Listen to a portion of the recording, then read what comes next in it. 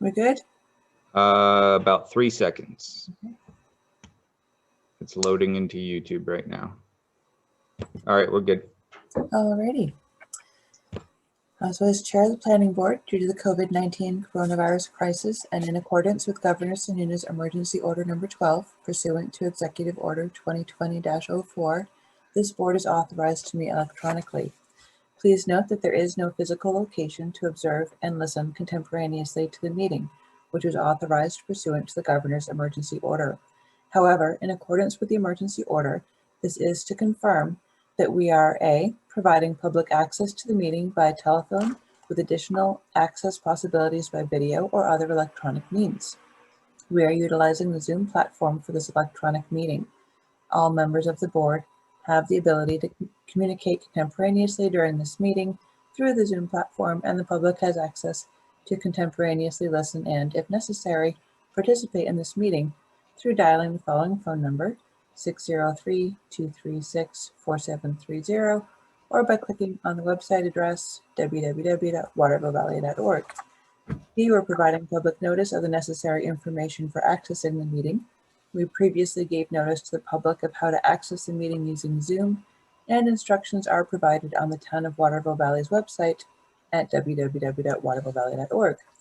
C, we're providing a mechanism for the public to alert this public body during the meeting if there are any problems with access. If anybody has a problem, please call 603-236-4730 or email at townofwv@watervillevalley.org. D, will be adjourning the meeting if the public is unable to access it.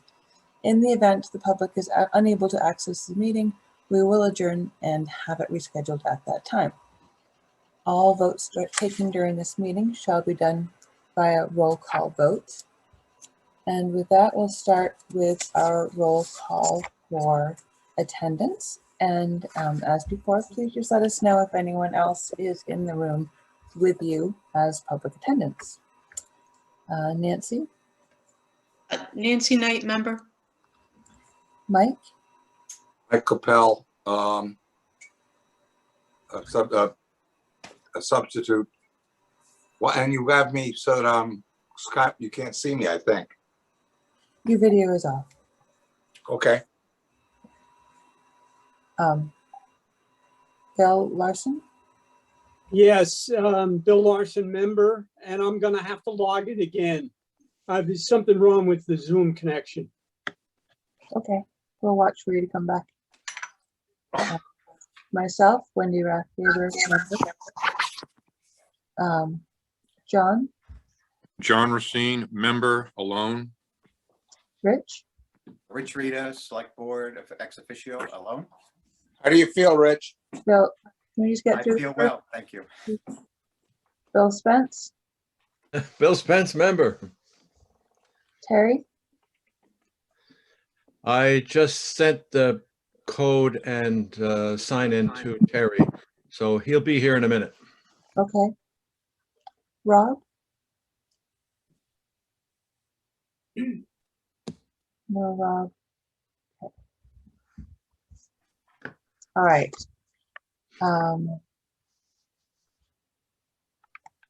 Before we get into our general meeting, I guess I'd like to wait for Terry to get here as well.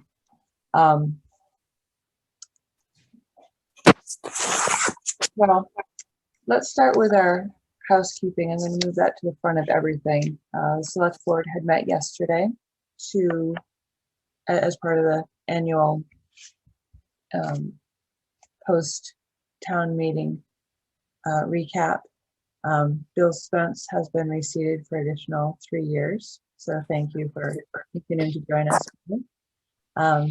Terry Waite, once he gets on here, he had requested to be an alternate. And so as a full member, it was needed. Mike Capel has been seated as a full member. Thank you, Mike, for making that commitment.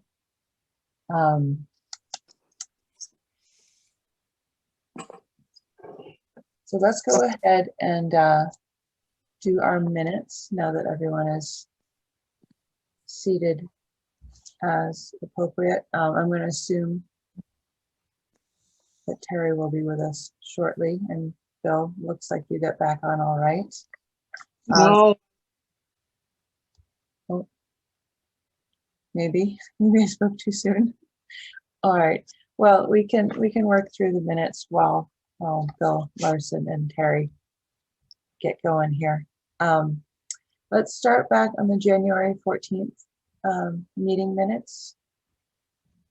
These had been tabled until today due to some more extensive revisions that were needed. Anyone on the board have any comments about the revised January 14 minutes?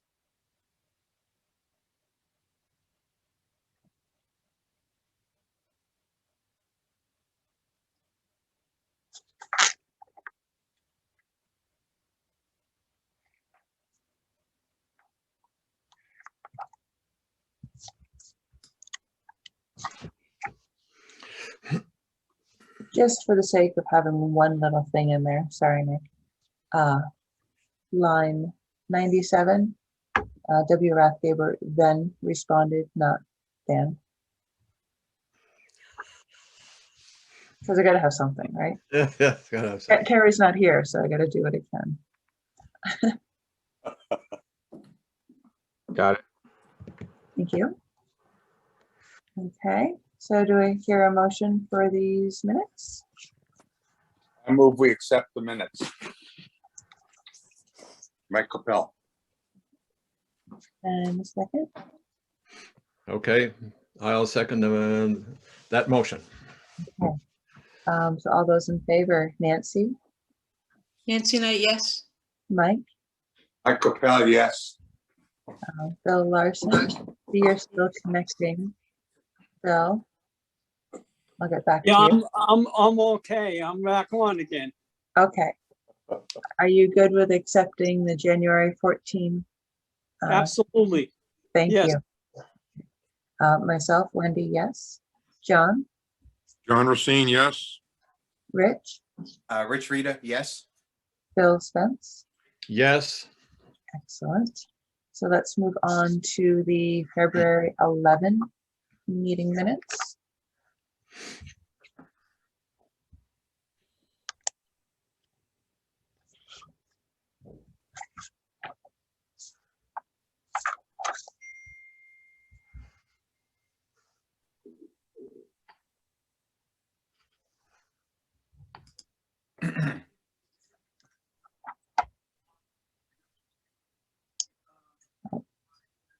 And Terry, it looks like you made it. I made it. Excellent. We did have a little discussion in your absence about your request to be an alternate Okay. and how the select board had granted that yesterday. Yes, So I was gonna let you know, so thank you. thank you for, well, yeah, sure you were. No, thank you for continuing to join us in any capacity. I thought maybe you shut me out. That's what we do to alternates, right? Yeah.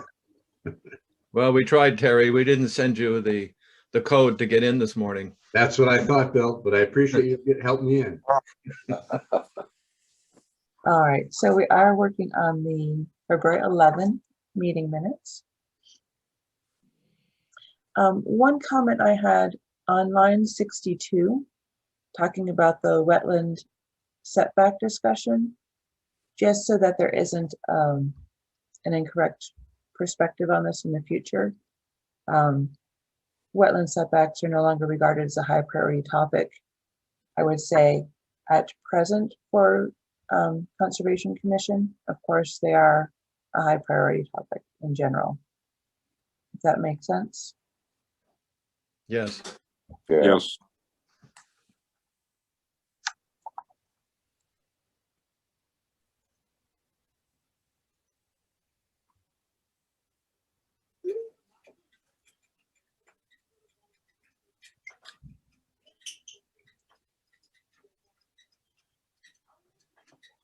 Any other comments on the February 11 meeting minutes?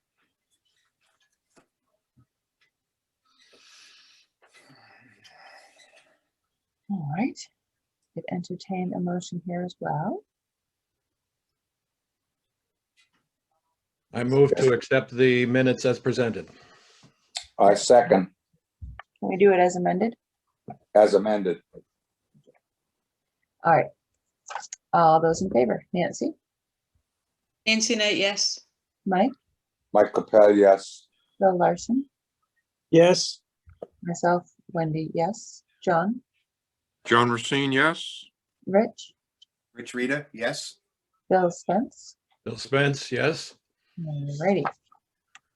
And then our shortest minutes from February 17, our informational meeting. Any comments here?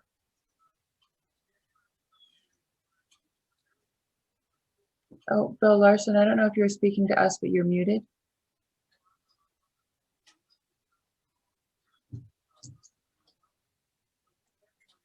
Bill Larson, you're still muted, huh? Can't hear. was that an informational meeting or an official meeting of the planning board? It was an informational meeting, but since there's a quorum of the planning board members present, of course, it's a public meeting, so we treat it as such.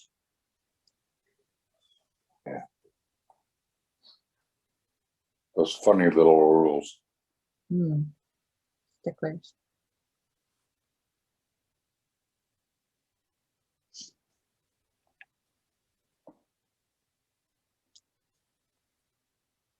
All right. Any comments? Any motion? I move we accept the minutes as written. I'll second it. Okay. All those in favor, Nancy, Nancy Knight, yes. Mike, Mike Capel, yes. Bill Larson, Yes, Wendy Rath-Gaber, yes. John, John Racine, yes. Rich, Rich Rita, yes. Bill Spence. Yes. Excellent. All right, now, those are dispensed with. Before we move on to our public hearing, one other little piece of housekeeping now that everyone is here and settled. This is, of course, so year is up, so we can re-examine our officers.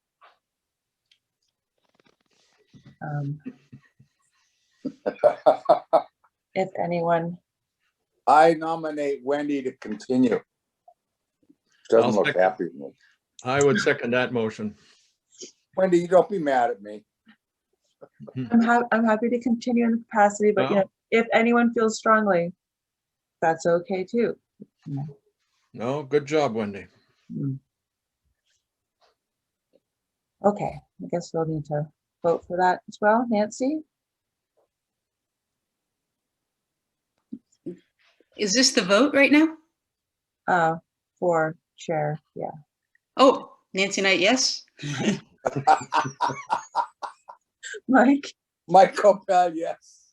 Bill Larson, yes, absolutely. Wendy Rath-Gaber, yes. John, Yes. Rich, Rich Rita, yes. Bill Spence. Yes. Okay, now vice chair. Currently Nancy, their vice chair.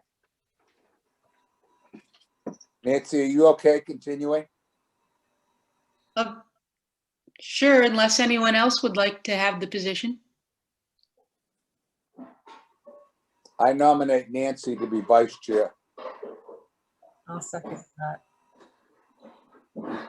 Alrighty. Vote for that. Nancy as vice chair. Nancy, Nancy Knight, yes. Mike, Mike Capel, yes. Bill Larson, Yes, myself, Wendy, yes. John, John Racine, yes. Rich, Rich Rita, yes. Bill Spence. Yes. Alrighty. Secretary. Currently, John Racine has been serving as our secretary. I nominate John to continue as secretary. I'll second that. Alrighty. You good with that, John? I would be honored. Okay. So we'll vote John Racine, secretary, Nancy, Nancy Knight, yes. Mike, Mike Capel, yes. Bill Larson, Yes, Wendy Rathgaber, yes. John, John Racine, yes. Rich, Rich Rita, yes. Bill Spence. And yes, All righty. All that housekeeping out of the way. Excellent. Thanks, everyone. So now let's move on. As at our last meeting, we had continued the public hearing for the conditional use permit for Ben Legary's planned unit development. Oh, and just for the record, I noticed that Rob has joined us. Welcome, Rob. So you get that, Nick? So for our public hearing, I'd like to reopen that. And I would like to give Ben the opportunity. I know you'd submitted a letter to the planning board in the meantime from last meeting, but if you wanted to give a little more of a presentation to the board, we could take the time for that. For posting any images, I don't know, Nick, do you have everything on hand that Ben had submitted to be able to put up images? I do. He's also co-host, so he can put stuff up as well. Okay. All righty. Good morning. All right. Good morning. Thanks for having me. So I guess we're back. You know, a lot of people have heard before, but we're proposing for a conditional use permit for a planned unit development at lots 32.6 and 36.3 Golden Heights Road, or 36.2 and 36.3. So we kind of started this project. Obviously, it came back last summer with townhouses. We looked at the zoning ordinance and saw multifamily was, you know, the by right use. After looking through the ordinance, and realizing we can merge the lots, we could have a little bit more flexibility into the design process. You know, looking at the surrounding neighborhoods, which is pretty much the intent that we read through the planned unit development, was we came up with the detached cottages scheme. So yeah, at this point, I think Nick Cracknell, we haven't heard from. He's my representative, Keystone Planning Development. I can hand over to him to kind of explain a little bit more closely why we believe that we do adhere to the use limitations and the density limitations of the PUD, and would hope to get a approval. So Nick, I don't know if you're on. I'm on. Thank you, Ben. Yep.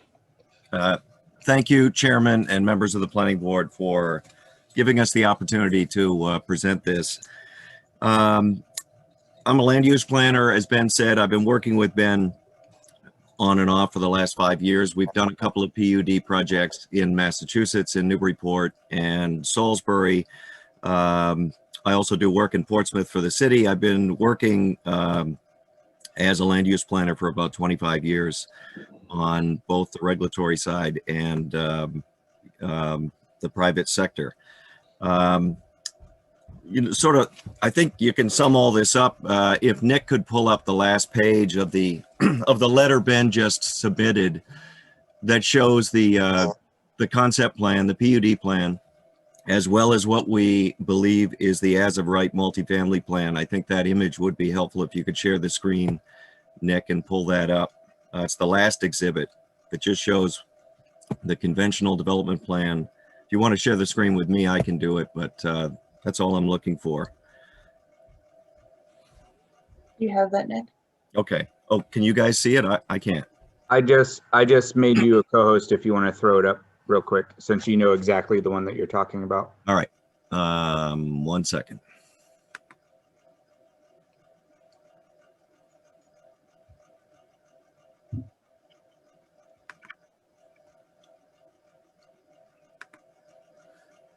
This is not the exhibit, but this is the PUD plan. I'm going to have to dig it a little bit further. Maybe Ben, you can find or Nick, just find that last page. But this is one of the two images that are on the last page of the exhibits of the letter Ben drafted to the board. As Ben said, this is the PUD plan, the concept plan that we're presenting. as an alternative to what we see as a 13 or 14 unit multifamily development on the site, which is the other exhibit shown or image shown on the last exhibit.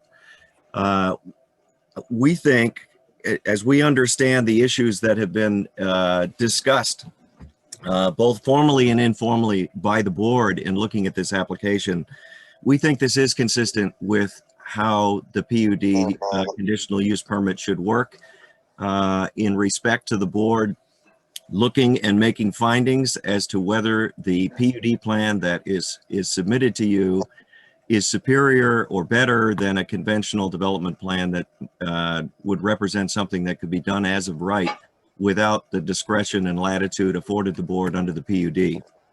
So we do think it meets the use and density requirements. We understand and respect the fact that the code for the PUD and in some instances for the village center district probably could be clearer. And the fact that you need a half acre for a single family and a half acre for a two family, and this is a 1.1 acre property. If it was just single family developments as of right, there would only be 2 single family homes allowed as of right on those 2 lots that are there today.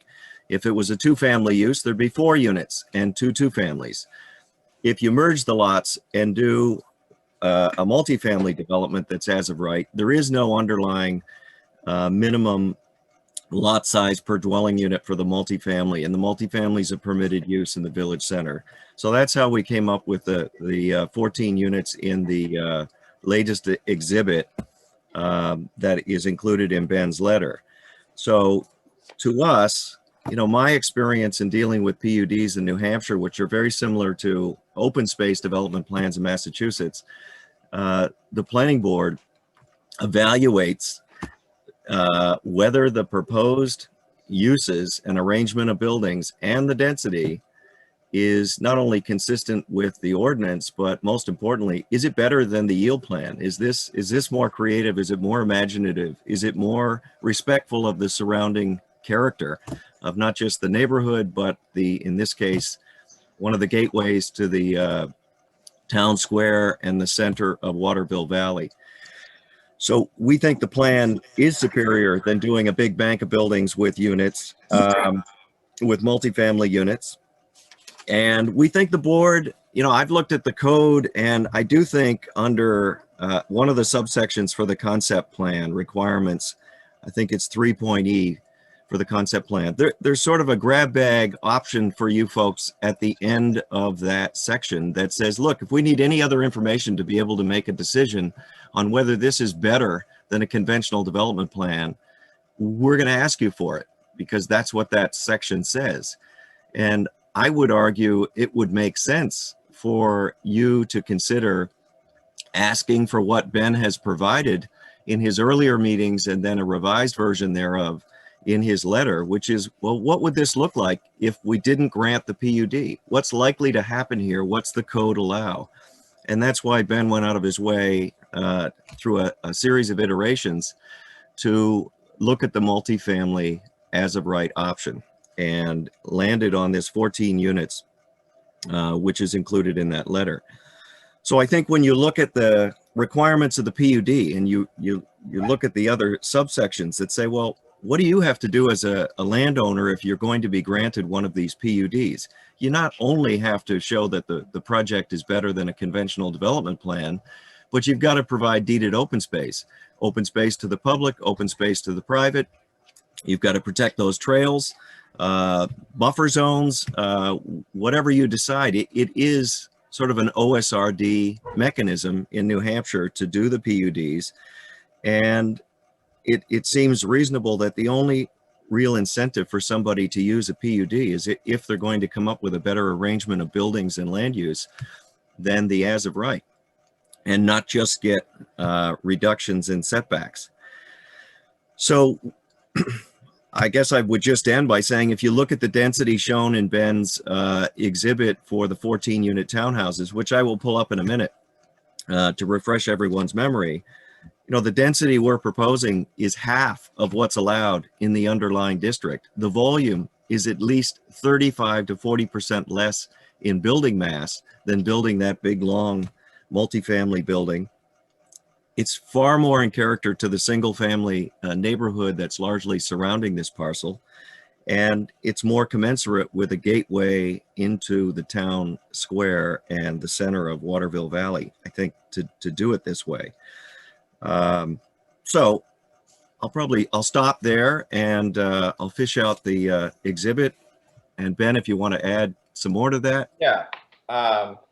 So I've talked in the past, and the first thing that I kind of looked at in this is, it just says density limitations. So the first thing, I'm looking for density limitations in surrounding areas. What have other precedent towns in New Hampshire, other areas done? And it kind of comes back. Me and Nick just passed a project that was, I would say, on the very creative side. After reading your ordinance, it says, the intent is for diversification, variation, and imagination. And it encourages creativity. Now, I kind of wanted to just show one that we passed last summer. It was an OSRD, which is very similar. You have to have open space. You have to show what's allowed by right. You're restricted to what's allowed by right. And this is a perfect example where, very similar, the zone allowed for singles and duplexes. And, we took in with a yield plan of our by right was 3 duplex lots and 1 single family lot, because the requirement was a little different for single to duplex. And through the OSRD, we were able to get creative on any building layout that we wanted. And I just wanted to show, if I can share the screen, I don't know how to, let me see, share screen. So I can put this up. This is just like I know this is a different town, but this is a pretty good precedent on density. Very similar. You needed 10,000 square feet per lot for a single family. I think it was 15,000 square feet for a duplex by right.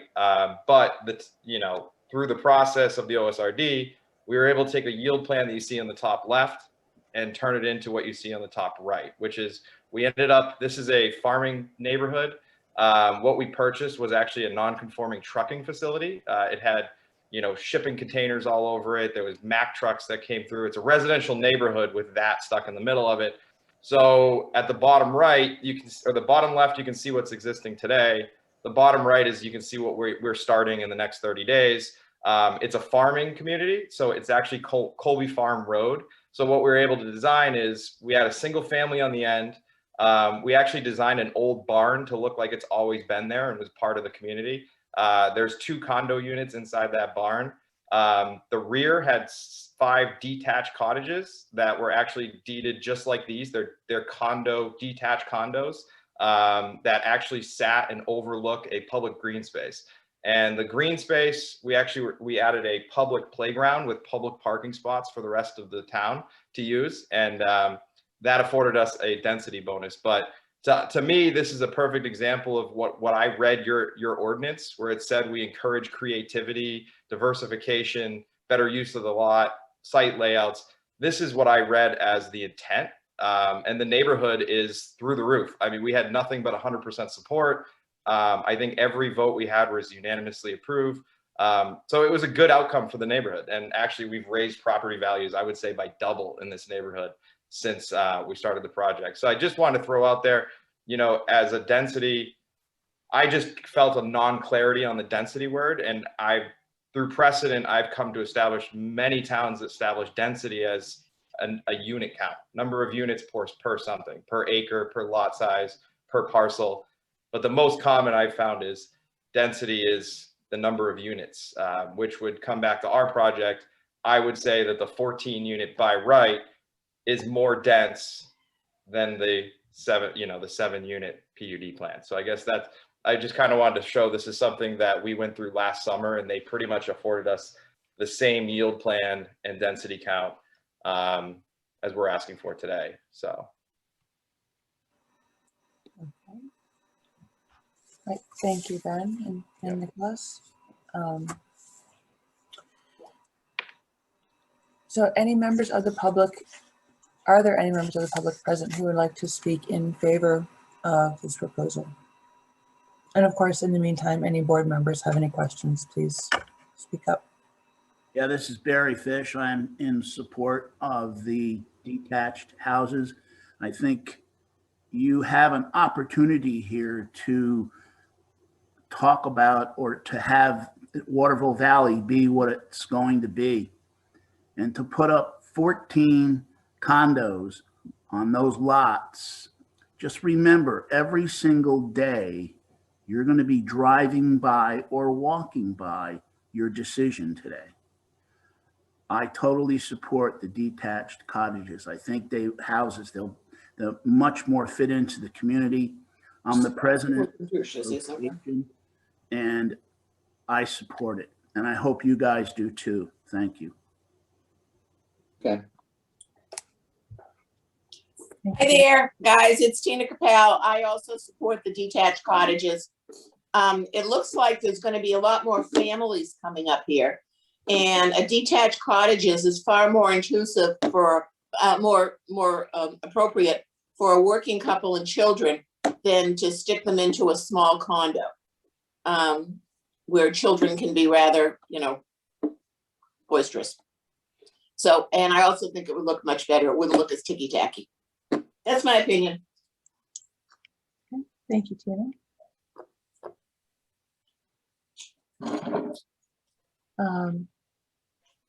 Any members of the public present who would speak against this project? We did receive a letter from Ken Ackley. He had submitted a separate email last month or the month before last, but submitted a new letter for this month's meeting. I'll just read that. He writes, I'm unable to attend tomorrow's planning board meeting for the conditional use permit discussion for the 2 Golden Heights Road lots. My views are consistent with my emails prior to the last 2 planning board meetings and would like the board to defer to the 2019 vote. At the time of that vote, the town was made aware numerous times and voted down the amendments that would have enabled a cluster of detached buildings. During these workshops conducted by the town, it was noted that the vote was not about a specific proposal, but about setbacks and minimum lot sizes of VC zoned properties. While I'm not a direct abutter, I'm directly impacted and would like to bring up a few points. 1, the neighborhood is not behind the proposal, as was noted in the last meeting. I've talked to a few neighbors who see this as 4 too many buildings. 2, is the town exposed to any legal action if this proposal is approved when a similar one was not? 3, approving a project exactly what the town voted against is set an awful precedent. In parentheses, do our votes matter? So that's from Ken Ackley.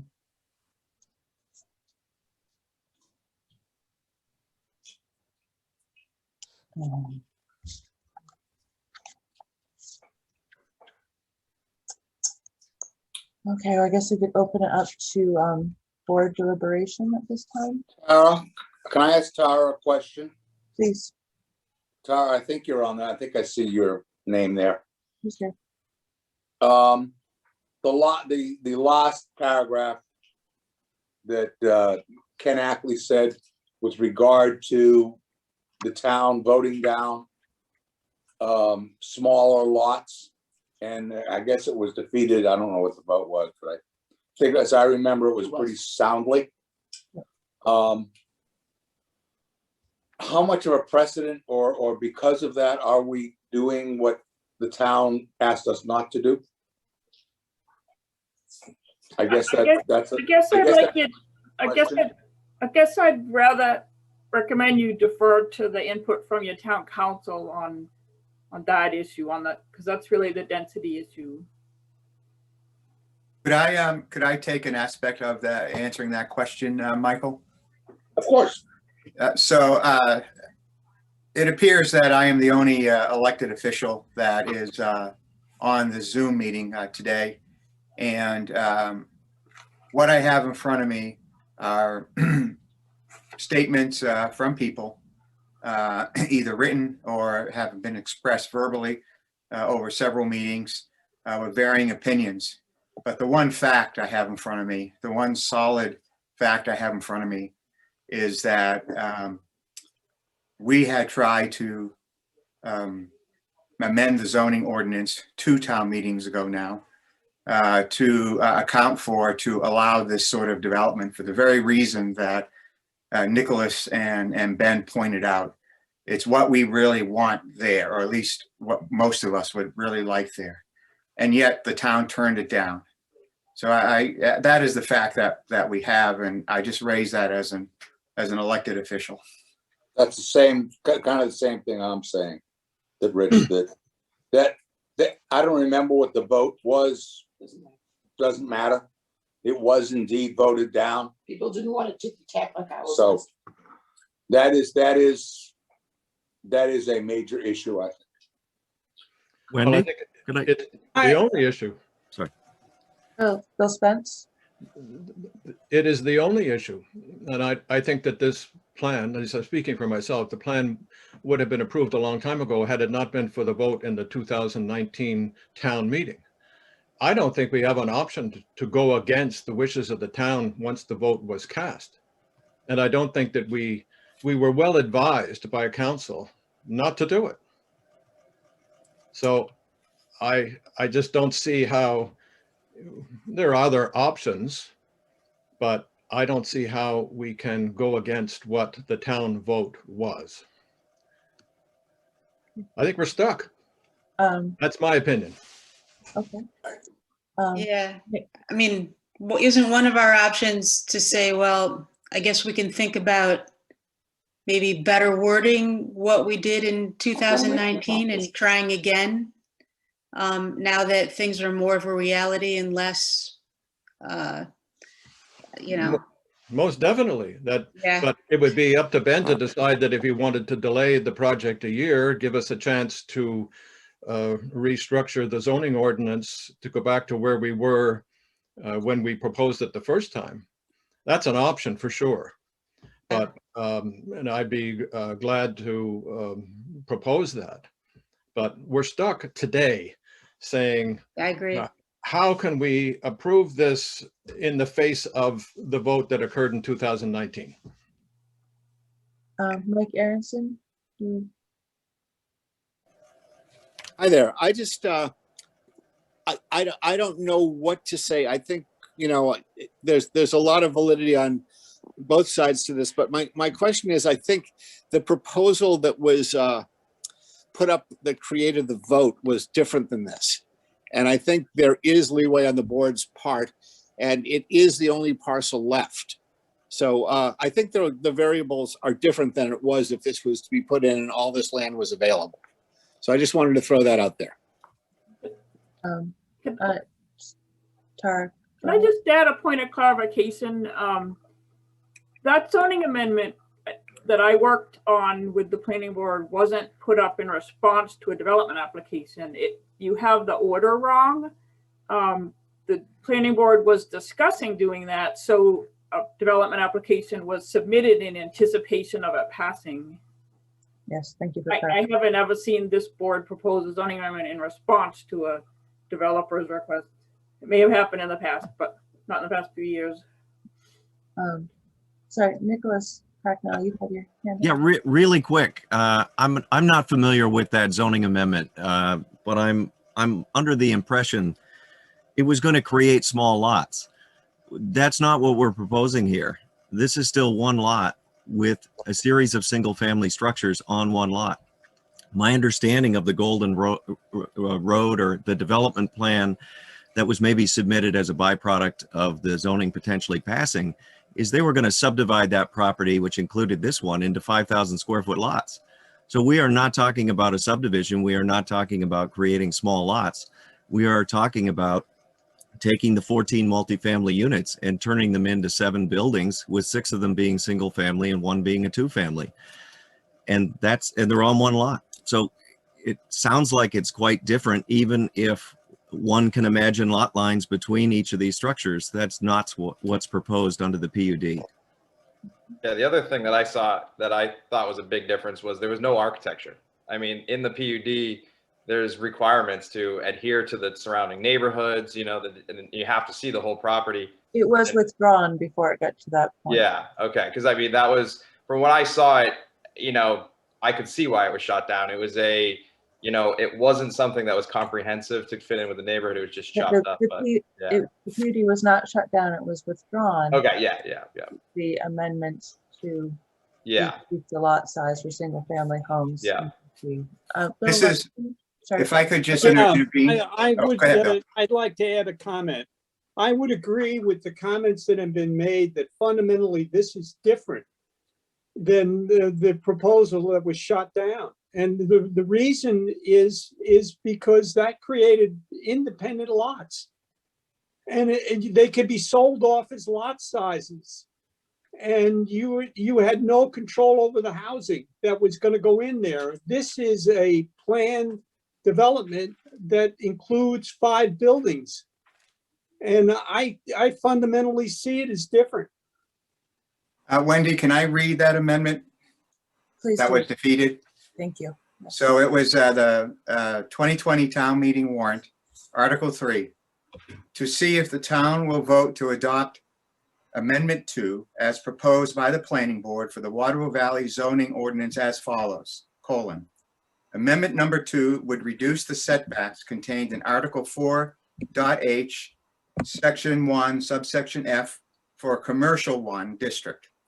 The front and rear sides would be reduced from 20 to 10 feet, except in cases where C1 property abuts LDR property.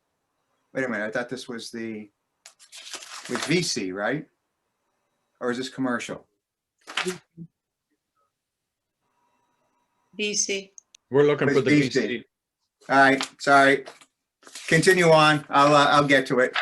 Okay, thank you, Rich. Apologize. No worries. Unless someone else has it called up right away. I'm afraid I don't have it handy. I think it was the same as commercial, but let's we need to reread it. We need to, for the record, it should be read down. Someone should get at it. It was, I don't have the wording in front of me, but it was just to remove the density requirement for single and 2 family. Right. Right. It was, there was no minimum lot size. Yeah, I think we need to, I think for the record, it should be read out as to what was proposed and defeated by the town. Since that seems to be an important question in front of us, raised by several people. Nick, do you have access to that easily? I'd have to run upstairs and grab it off of my other computer. Thank you. Could we take a minute then to refer to what town council advised us? Okay, that's appropriate at this meeting? Sure. Yeah, I mean, because a lot of it boils down to density, right? And how we're defining density. And I certainly see how Ben and Nicholas are defining it. Right. We are in Waterville Valley, and we have to follow the Waterville Valley ordinance as written. Yeah, that's what I think is our sticking point. Yeah.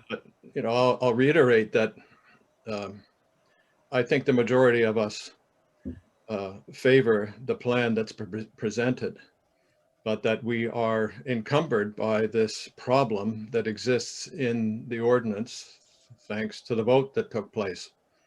The town council was very clear that we're stuck.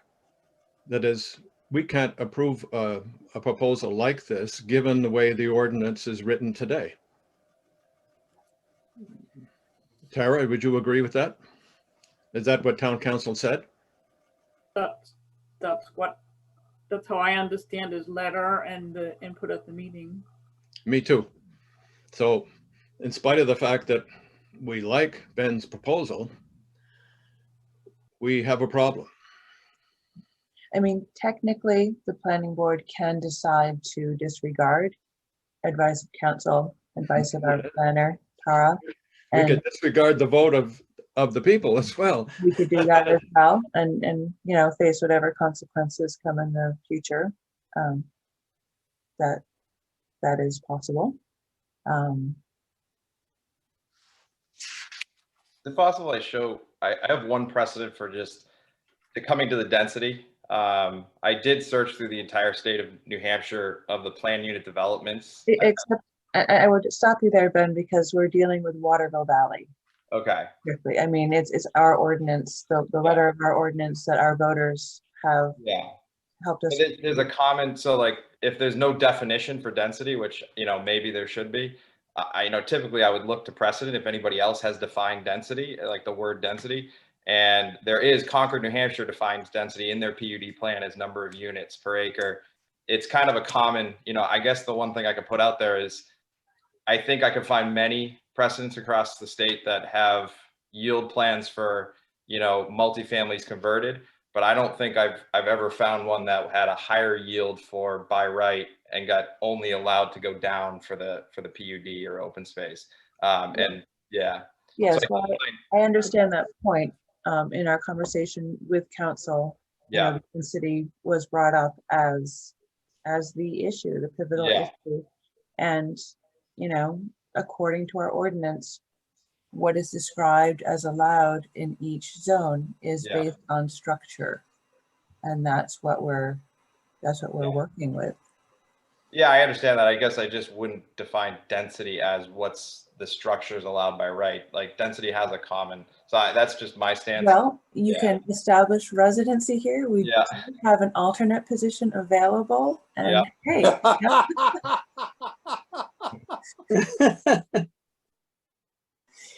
I would ask, Ben, we've had some discussion as well about something in between the proposal that's preferred and this 14 unit row house. Yeah, I mean, there was discussion about having let's say storage buildings, storage units in between the units that you've proposed, connecting them together that would make them a building, which would give us at least, you know, option that's better than the one that we have for approval.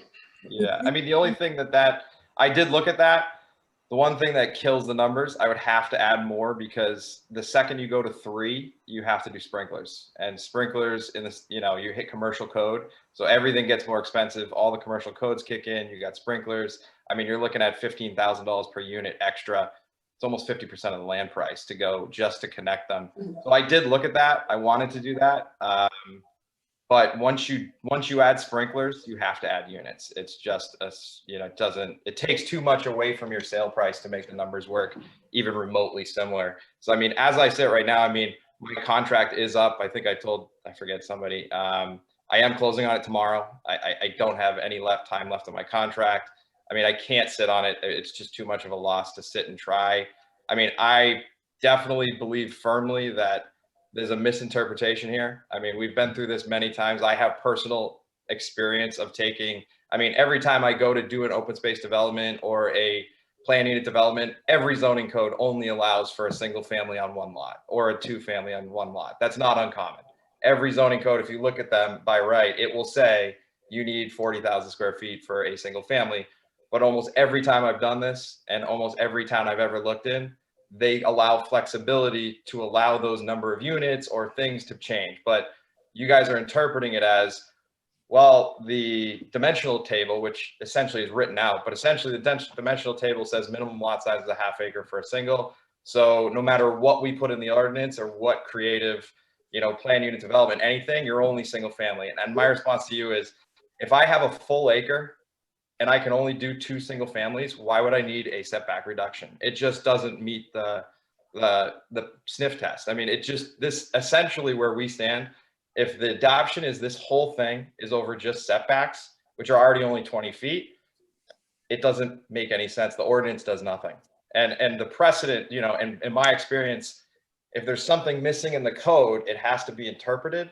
And the only way to interpret things is to look to precedent, you know, for other surrounding areas. Essentially, we're making a determination on density without looking at precedent. It's basically, we just are deciding that our dimensional table is the definition of density. And that's not the definition of density. That's the minimum lot size.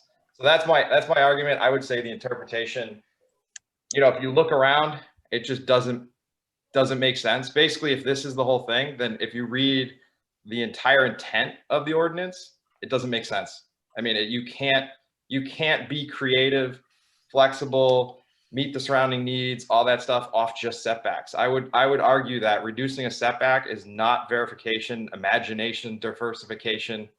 It's reducing a setback. It's not the intent. So unfortunately, the interpretation of the word density, which is being interpreted, is completely against the intent of the ordinance. And essentially this ordinance is completely unusable. So, you know, my claim would be we either kind of try to take care of it or put some disclaimer, because as developers, it's just you waste a lot of time and money without having, there's really not much that it can do for you. So, I mean, that's where I stand. I mean, I think it's, yeah, I mean, there might be a middle ground, but I can't wait till next year. It's just Okay. like, yeah. I would say, Ben, we do have flexibility if you had in between plans that you wanted to roll into this CUP. Yeah. Entertain changes today if you had something ready to present as a middle ground. Yeah, I mean, I guess my argument is, you know, if I connected the two buildings, why would I need a PUD? Because now I can do it. I have two buildings. I have two 3-unit buildings connected. They're multifamilies. There's really not a big reason to go through the entire subdivision PUD process when I could just try to fit two multifamilies on 2 lots and skip the whole process altogether, you know? Tara? 2 things. I can respond to that. And also Nick just sent me the language from the 2019 warrant that you want to hear. So it's not the actual amendment language, it's the summary for the warrant description. And it says Amendment 4 would make the following 3 changes to enable a higher density of development in the village center. Amend Article 4C5A to eliminate the minimum lot size for residential uses in village commercial district. Amend Article 4C5B by eliminating the maximum lot coverage for residential development in VC district. And amend Article 4C5D by making the open space requirements in village commercial the same for all uses. And the key is the reducing the lot size. Right. I'd respond to Ben. I agree. And that's what's discouraging when a planning board works really hard on amendments to make really some corrections in some ways to a zoning ordinance, and then the voters vote them down. You're left with something that doesn't quite fit. But one of the things the PUD ordinance, the way it's written with the current density, would allow you to do that you couldn't without a PUD would be 3 triplexes, for example, because under the conventional zoning, you can only have 2 buildings on 2 lots. But if you combine them and call it a PUD, you could have 3 triplexes.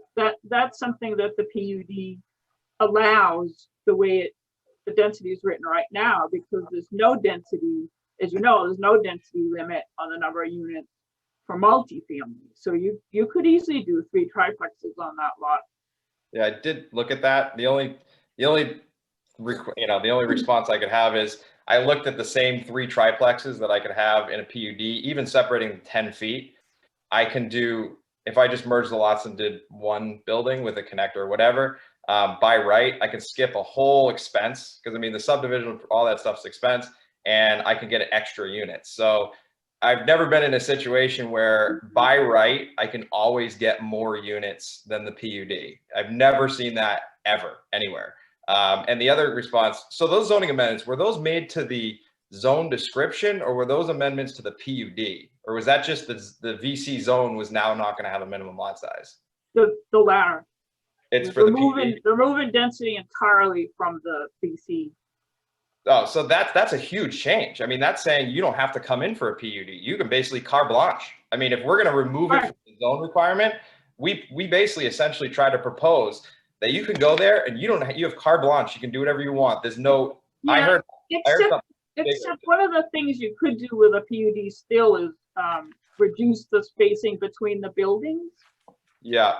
But essentially, when you merge them, though, I can get more units if I just merge the lots. So without the limitation on number of units for multifamily, I can always merge my lots and get more units than any PUD I would do. I've done like 10 different iterations.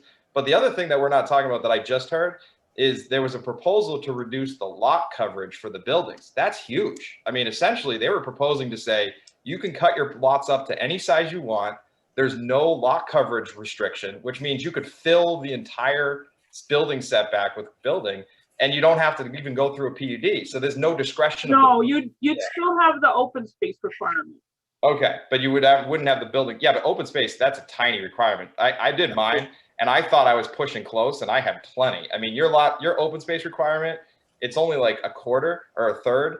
Usually it's like 60, 70% open space. So your lot size requirement allows for, if you filled almost the entire setbacks, the setbacks alone would pretty much give you your lot size. It would give you your open. Yeah, I mean, the board really was trying to go dense. Yeah. In the I think what probably should have happened is those changes should have been made in the PUD, so that by right you're still restricted to what you have. But if you want to do anything outside of by right and make it a little bit tighter and more whatever, you have to come in for a PUD and present, and we have discretion.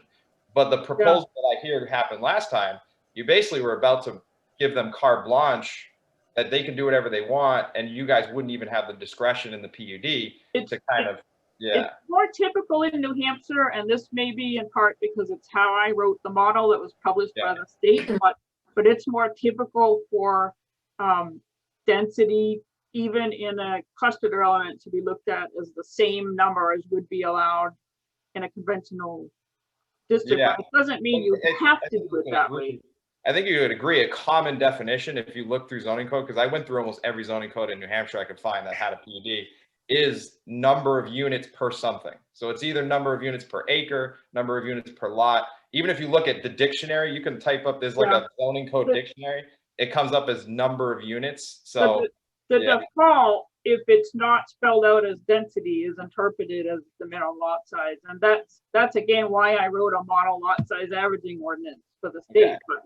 But maybe we can get Wild Valley to look at that. Yeah, I mean, that's where I stand. I didn't see that. I mean, I saw multiple towns where I looked up, and Concord's one of them. I could show you their zoning ordinance. I have it on my page. Let's hold off on that, but thank you, Ben. Mike's trying to jump in. Well, I think I understand everything Ben is saying, and I think if we had more flexibility, we would love to have, 5 or 6 single family homes on that area. I don't think our current zoning rules allow it. And I think that's what town council has said. And while I appreciate everything that Ben and his council have said, I think we're dancing around an issue. And the issue basically is we can't do it. And I think that's what it comes down to. I think it's just that simple. There are a couple of board members who have been kind of quiet, and I'd like to pick on everyone like I like to do. Oh, John, you're already unmuting yourself. Very good. Well, I know you're going to pick me next, so no, I agree with everyone. This is a very difficult process, and we got our hands are tied on a lot of issues, but I do like this proposal better than all the others. That's my opinion, my thoughts. Okay, thank you. Nancy? I was thinking about the end of Ken's letter where he slips in,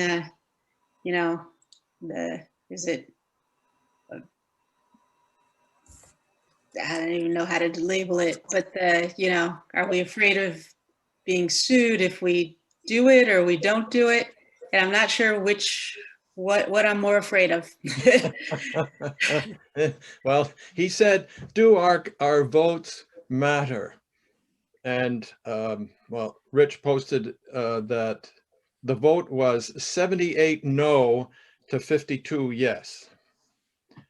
Well, the voters said, no, don't do it. And I interpreted Ken's remark to say, if you guys step outside the boundaries of what the voters have said, maybe we'll sue you. And it's a very messy business. And it puts us in an untenable situation, but okay, it's my opinion, we're stuck. Nancy, did you have any follow-ups to that? Or anything additional?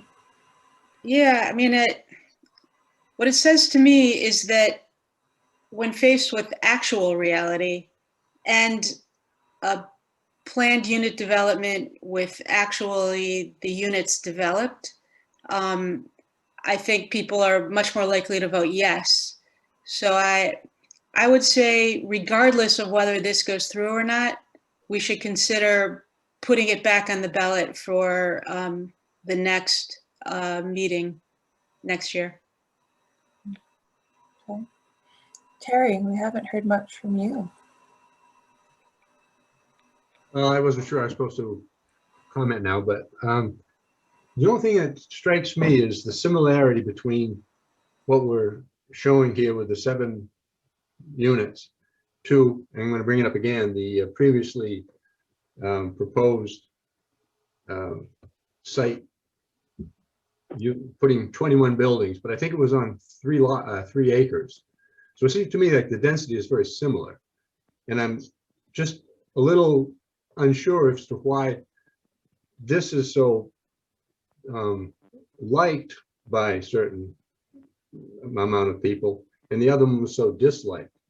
And the only thing I can think of that is in favor of this particular proposal is, like Bill said, that you would have some sort of control over the buildings, where the other one you really wouldn't. But it seems to me that the real issue is about the density, and so I'm a little unsure about what's the difference here. So I would say that that's something that leaves me a little up in the air about it. But I would also agree with Bill that you've got, I mean, Bill Spence, that you do have the voters have made their decision on this, and we're kind of stuck with it. On the bright side, you've got. Okay. Rob, you're hiding over there. Any thoughts to contribute? No, I think we, have to find a way to mitigate, the risk, but I think that we should take every step towards or take every effort that we can to make this work. I mean, it's the same discussion as before. We need more diversity, and we are a very different town today than we were back when that vote happened. Would that vote go the same way today? I don't know, but I think we want to do everything in terms of having affordable single family housing. Again, as people continue to flood in here, we don't want just people who can afford, a $1.5 million house, right? And that was our intent. That was our intent. 2 years ago, yeah. Yeah. All right. So given oh, sorry, Nicholas, were you raising your hand?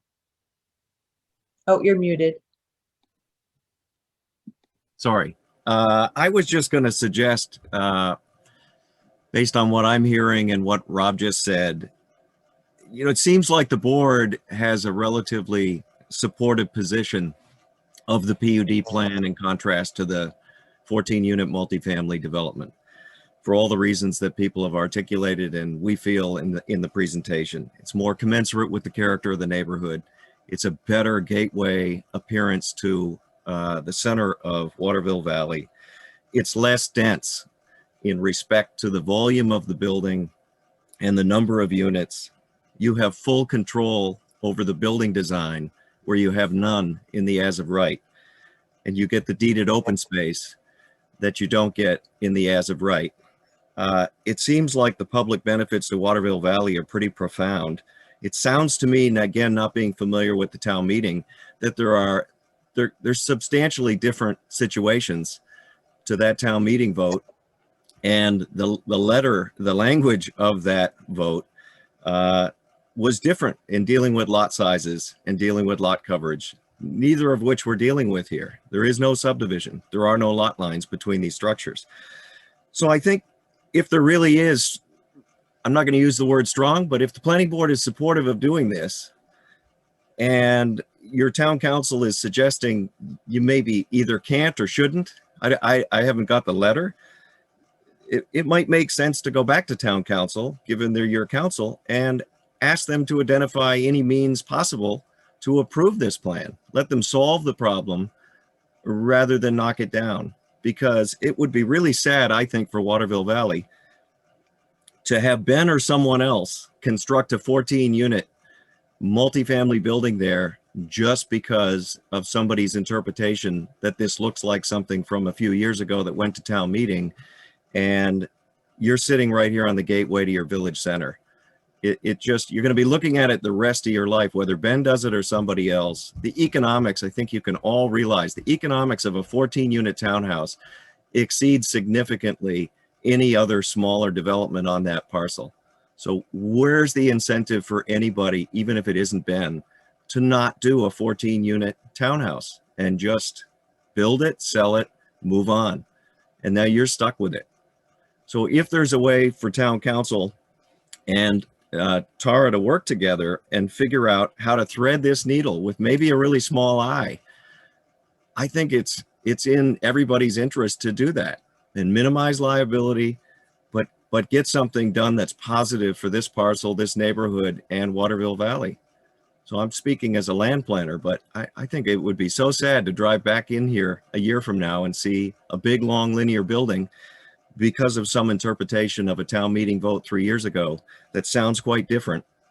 And town council, who's not on the call to articulate his position, but there's a letter to answer the question of whether there's a way to do this. So that's it for me. Okay, thank you. So at this point, oh, Bill Larson? Yeah, I have a question. Didn't we hold public hearings on this? Did anybody show up at a public hearing that objected to this? Your public hearing is actually still open. Yeah. Oh, okay. Yeah, we are. But my memory is nobody really objected to this particular proposal, right? There were lots of supporters, but were there objectors? Ken Ackley, who's not an abutter, but is in the neighborhood, has written a letter. Okay. He's been unable to be present because of the time of our meetings. Right. Okay. And so at this Can point, we ask Ben a question? okay. Ben, your land planner, I think, just kind of recommended that you and he and Tara meet with our town council to see whether or not, as he put it, we can have a very small thread the needle in order to accomplish that which you want.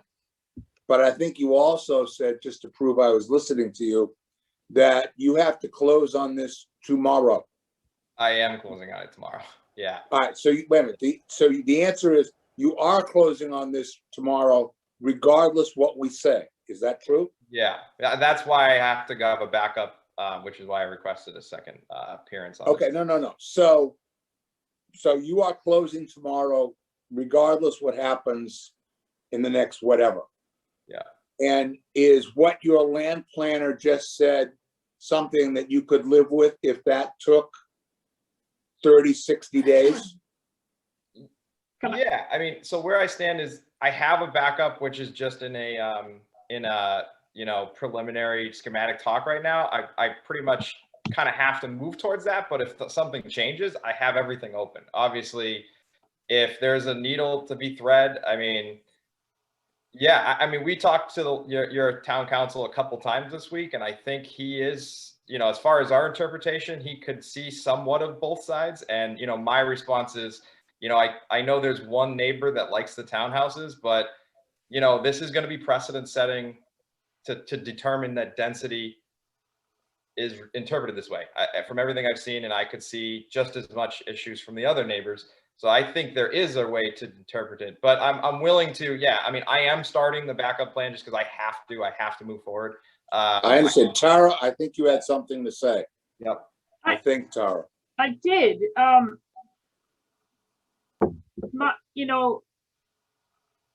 think both town council and I see our job as trying to help the planning board achieve its goals, and the planning board really wishes it could approve this. And if we had been able to identify a path toward yes, we would have. That's my job, is to try to help people get approval. But in this case, I didn't see a path, and the town council agreed. It seems to me like the board has three options right now, process-wise. You have an application in front of you, you can vote to approve it, you can vote to deny it. You could encourage Ben to revise his proposal to be something like the 3 triplexes, and maybe he would like to wait a year and see if he can work with the board to get the zoning amendments so that he could do this project. And we all think there may be more support for it now that people have seen that it doesn't have to be so scary. I actually think Ben had a good idea in there of making the change in the PUD section where people have control over the architecture and the look of the project. I think that's a good idea. Yeah, Maybe you'd like to help with that. Yeah, I just saw it as like, I know everybody's looking at it as the same thing. If this was done in the town I live in, you know, like last year, me and Nick actually wrote our own open space residential development, an overlay district, just like the PUD. We wrote it. It allowed for no minimum lot size. It allowed us to take 4 lots, and we got 15 homes on it. And there was absolute zero opposition in the town. Nothing. We went in front. It was nothing but good. All the neighbors were in support. Everybody loved it. If I ever went and said I'm proposing to change the R1 district to have no minimum lot size, no, you know, building footprint, no setback, I would be crucified. I mean, I think it's a good idea. So I think but it's tough because like the fact that the town said, no, we're not going to change the VC zone to where it's completely unregulated is not the same thing as I'm following the actual procedures that it should go through, which is apply for a PUD, required open space, meet the density, show the plans, give the site plan review. That's the way the town would want that to happen. But if they voted that last time, it would have been carte blanche for any developer to come in, no minimum. They could have put, I can tell you this much, on a 5,000 square foot lot, I could fit a 5,000 square foot house. If there's no lot size requirement, especially up to 40 feet, the way your height is done, it's from the highest point of the land to the peak of the house. So if your house drops down another level in the back, there's no stop to that. So I could see the neighborhood saying, oh my God, we could have 21 5,000 square foot houses jammed in here. To be honest with you, I don't see that at all comparable to what we're proposing through a planned unit development plan here. I don't really see the correlation. But yeah. All right, well, thank you.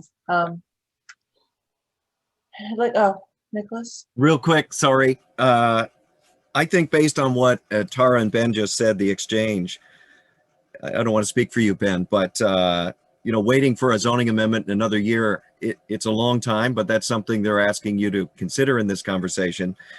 I think before we do that, I think it would make sense as an idea is that if Ben, myself, Jeff, and Tara, because I've never spoken to Tara outside of these exchanges, I think we'd like to consider the alternatives you folks are articulating tonight for Ben in terms of the plan, and we'd like to ask Tara to work with us to evaluate our interpretation of the code to see if we can thread that needle and to see if Tara's looked at everything and whether there's a way to do it. And we're willing to do that if she's willing to work with us to do that on your behalf, if you want to do it. And we can look at regulatory solutions as a backstop, but waiting a year is a long time. Ben, I don't know if you want to speak to that, but yeah, I mean, I like that idea. One other thing I could throw out there, a very common practice in Boston is every proposal has a neighborhood meeting. It's actually almost every time you do anything, that's the first thing you do.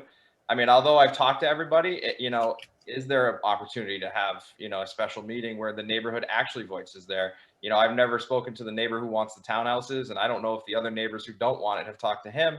But, you know, I would be open to driving up there and having an actual neighborhood meeting on this. And then seeing if there is a consensus. I mean, I don't want a neighbor out there who hates what I did. Although I don't think he understands, you know, what a by right looks like if he's saying that, you know, so yeah, I'm open to all that. I mean, I can't wait too long, and I'm going to be full honesty. I am going to have to start the other one because I have a loan and I have investors that require me to perform. So I have to be working on something towards a goal. But I'm also the type of person that I can abandon anything at any moment if there's a better path. So yeah, that's how I stand. I would like to still have the talk next time about, you know, after this.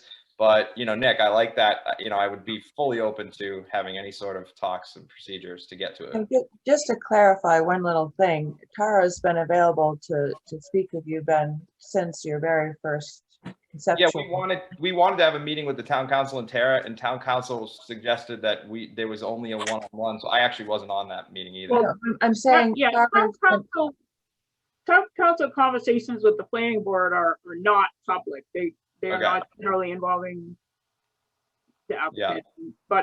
But I've been available, and I mean, I reached out to you early on and never received a response. So that generally applicants work with me to make sure that what they're submitting in the first place complies with the zoning early on and are in pretty good shape before they get there. But what I was proposing wasn't just like wait, but to revise your proposal to be a PUD that would be attractive and attractive to the market, something like three triplexes, get that permit.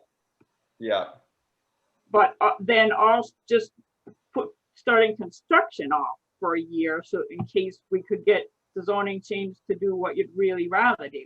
I wasn't suggesting you go without anything for a year. I did do that analysis, like the 3 triplex far below. It's not only the sprinklers, so you're basically the added cost, but then the second you touch buildings, you lose a substantial amount of value in any scenario.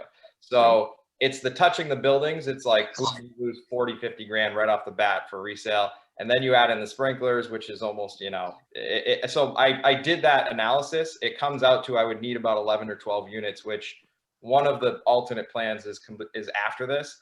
I don't think it's a better product by any means. I definitely can't hold off a year. It's just my investors will eat me alive. You know, who's going to be funding the construction? They have usually a year where they want it done in a year. So I have a little bit, you know, if I have some working and stuff like that, but yeah, I mean, you know, we've tried everything I can. I see, you know, the problems on both ends. I think if it's approved or denied, I mean, I was in favor of, you know, it just comes down to a definition of one word, and it's coming down to that's the disagreement. I've interpreted based on experience and what I've seen, and then the interpretation is the other side. You know, I'm a kind of, yeah, I'm more than willing to do anything I can, but at the same time, I mean, yeah. Well, as I was saying earlier, during this process that we're in now, since we have our public hearing open and we're discussing, you can amend what you're putting in today. Yeah. You don't have to wait until we close this to start something else, even though it's written that way on the agenda.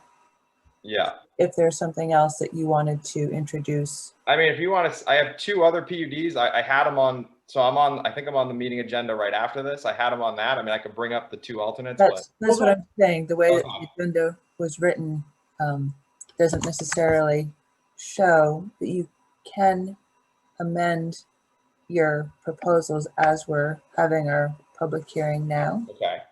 Let me ask you guys this. So I do have one plan that shows 7 units. That was originally, it was basically a couple of the units get a little skinnier, shifting a little bit. That may, I don't know, I'd have to run the numbers, but maybe the connector pieces would work if I added a unit. I don't know, I'd have to look back, but you know, the problem is, the reason why I couldn't before is because of the dumpster. So one of the proposals that I was going to propose, you know, if we actually presented tonight, was a gatehouse, which would become it's like a trash house, but it actually becomes a gatehouse. And that would allow not to have the trash right in the center of the development, because we don't really have a backyard here. It's like the street or the, the driveway. So if I did the gatehouse, maybe there's a potential I could join some of the units together, get one more unit kind of where the trash is. And that might, maybe, I can't guarantee, maybe it'll outweigh the cost associated with the loss of value. And that's the only thing I can think of. I mean, otherwise I have the alternate plans out there. There's basically, I have a plan where there's 3, 3, 3 at the street and 2 in the back. So there's an 11 unit plan.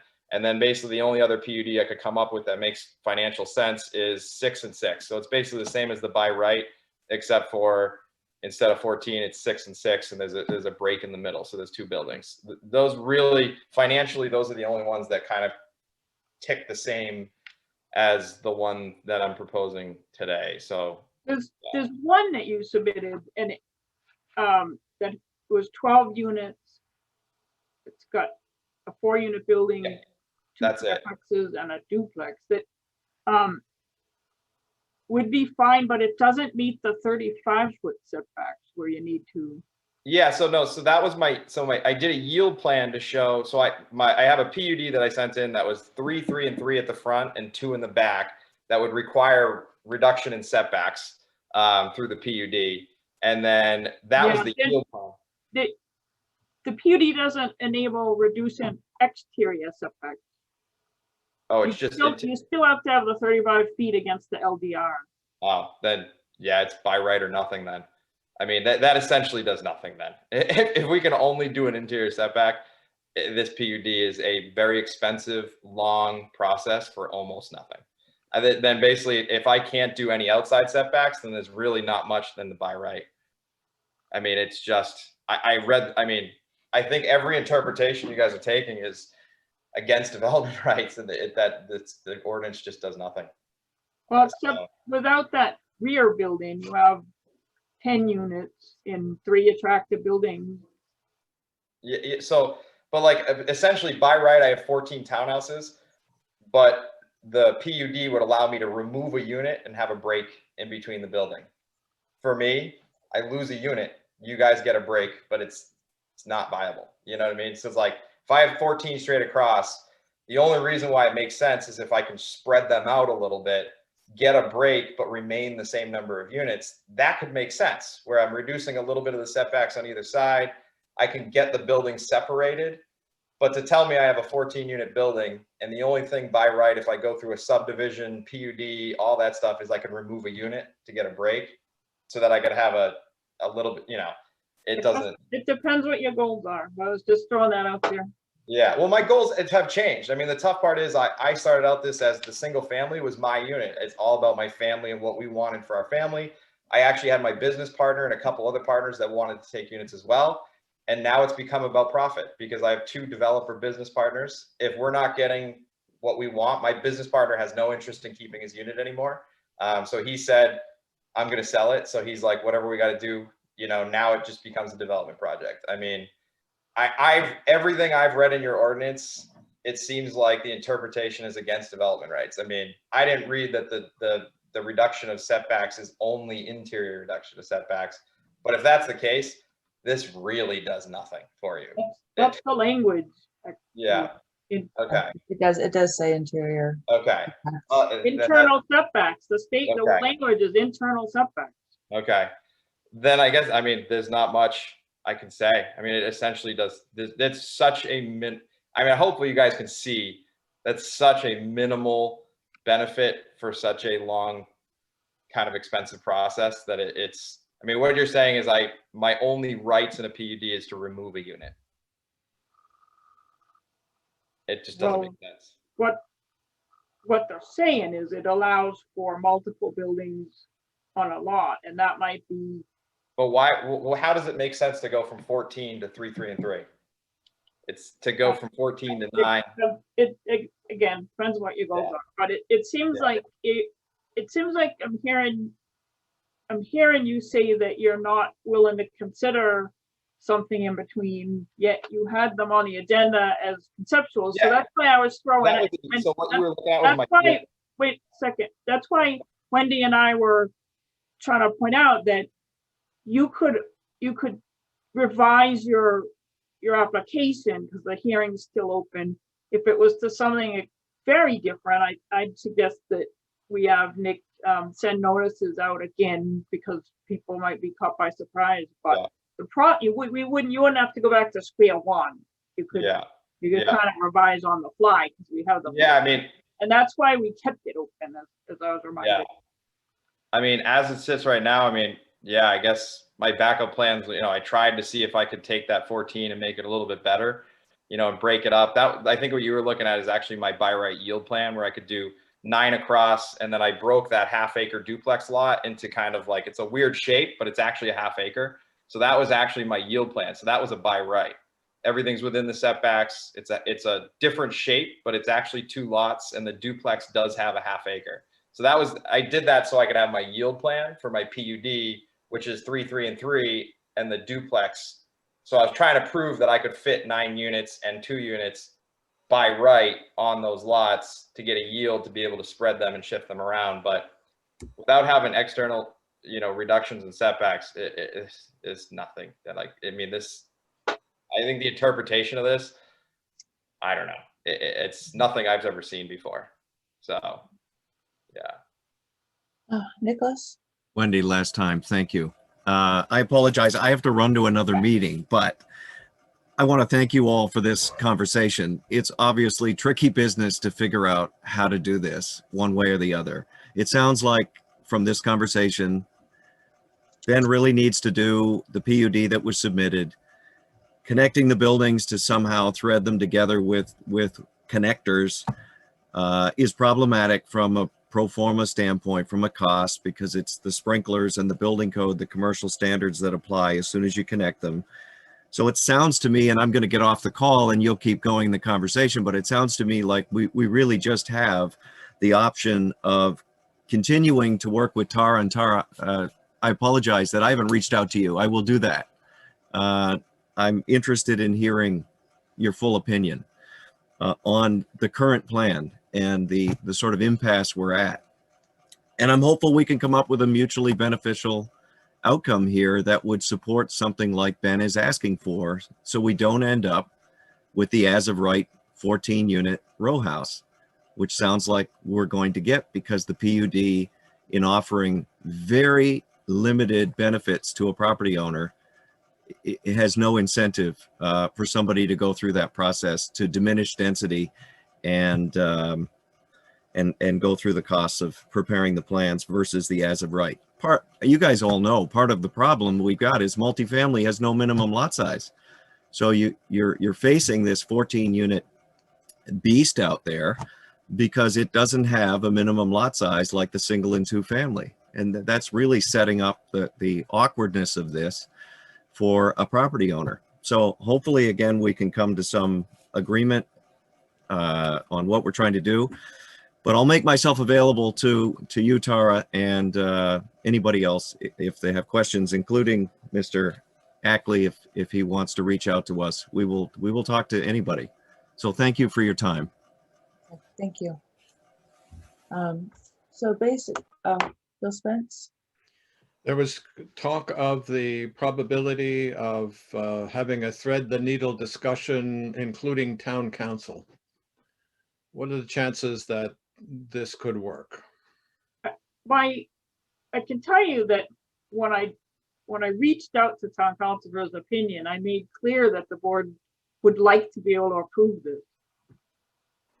So that's my opinion, that both town council and I have already looked for any possible way to approve it within the current zoning ordinance. That was the tone of my outreach to him. That okay. Felt the board was really favored this. The other thing is the planning board can disregard town council and can disregard our planner, Tara, and in making our decision.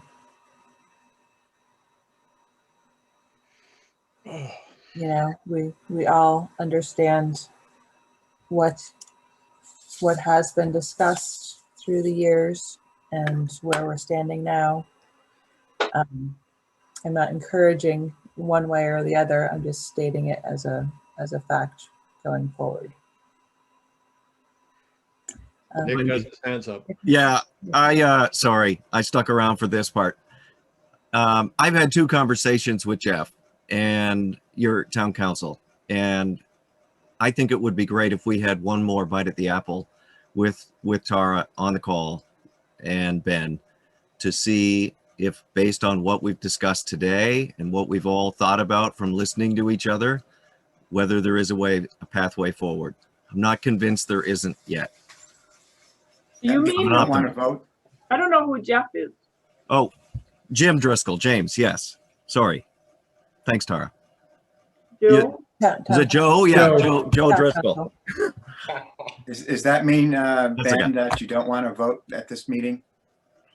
Yeah, I mean, if there's any opportunity for it, I mean, I know, you know, we're going to start the backup, but, you know, I mean, if there's any opportunity, if there's any chance, I mean, I don't want to drag this out forever, but, you know, I would give it one more shot if it's, you know, it's worth it. Are you requesting a continuation of this hearing? Yep. So I would request a continuance. I'm happy to have the conversation. Obviously, you pay for it through the town, but I was just making clear that my goal was to find a way to approve it because I work for the planning board and that was my sense that they wanted to, and I couldn't. And the town council confirmed that. So you're formally requesting to continue this meeting, Ben? Yeah. April? Yeah. Okay. Ask Rich a question or whomever. Okay, Mike.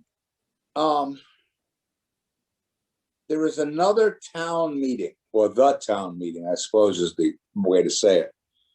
Sometime in May 14th.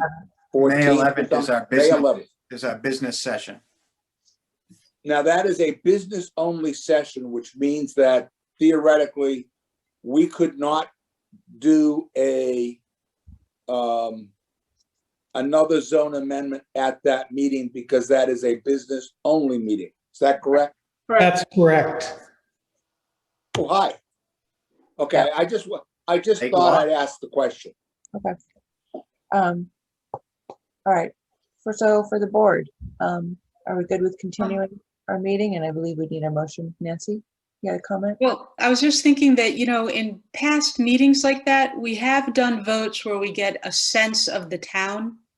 So if our sense of the town is that we've changed, especially if we're going to make these changes within PUD and not the way we were doing it before, we could throw that out there as a, you know, an informal sense of the town vote so that could really guide us, you know. True. Since we're not hearing from a ton of people, that's one way to do it. Yep, true. But for where we stand today, how is the board feeling about continuing our meeting? And if we were to do so, we would need a motion. Can we ask a question about what Nancy just said to follow up on Nancy? Yep. How far in advance, assuming that that's allowed, how far in advance do we have to put that on the town? It's a sense meeting. It's not binding, Mike. It's a sense. No, I understand that. Yeah, we would still have to change the zoning ordinance later. You don't need it on the warrant. There's an article already on the warrant that you can talk about anything that you want. Okay. Okay. And anybody can talk, Ben. Okay. I just got to see, you know, for myself threading this needle.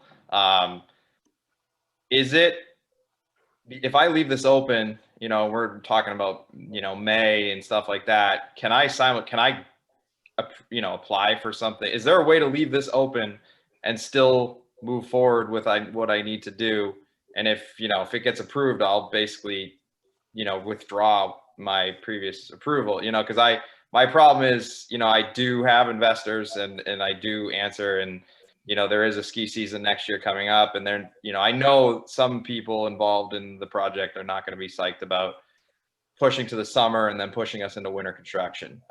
You know, I am, and I can do it, but I you know, it's kind of one of those things where if I don't start the backup plan now, you know, if it goes to May and nothing happens in June, which it kind of sounds like, I don't even know if I have any involvement with that, but you know, can I still, even at the next meeting, can I come in with a site plan approval for a by right at the same time talking about a PUD? You know, that's, I've never done it, but I have to move forward. Although I want to give this all the opportunity it possibly can to be, you know, happen, but.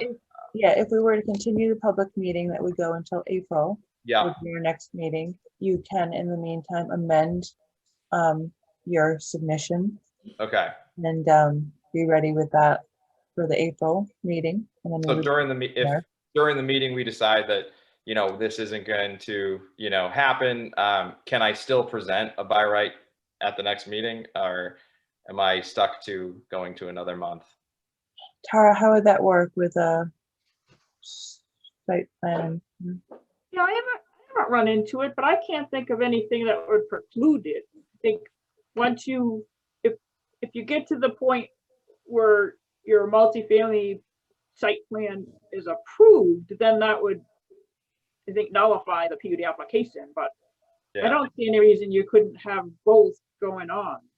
It would just be a matter of submitting the site plan, subdivision, etc. applications with the correct amount of time before the next meeting, right? Yeah, for a straight multifamily, that would be a site plan application, not a subdivision application. Okay. Let me ask one more thing just for future, just for all my plans.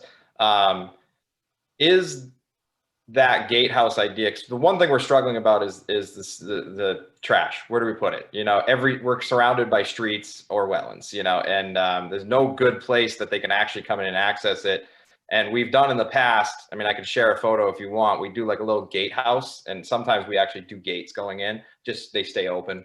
But it looks nice, but it gives a place for trash that's not an open air fenced, you know, area.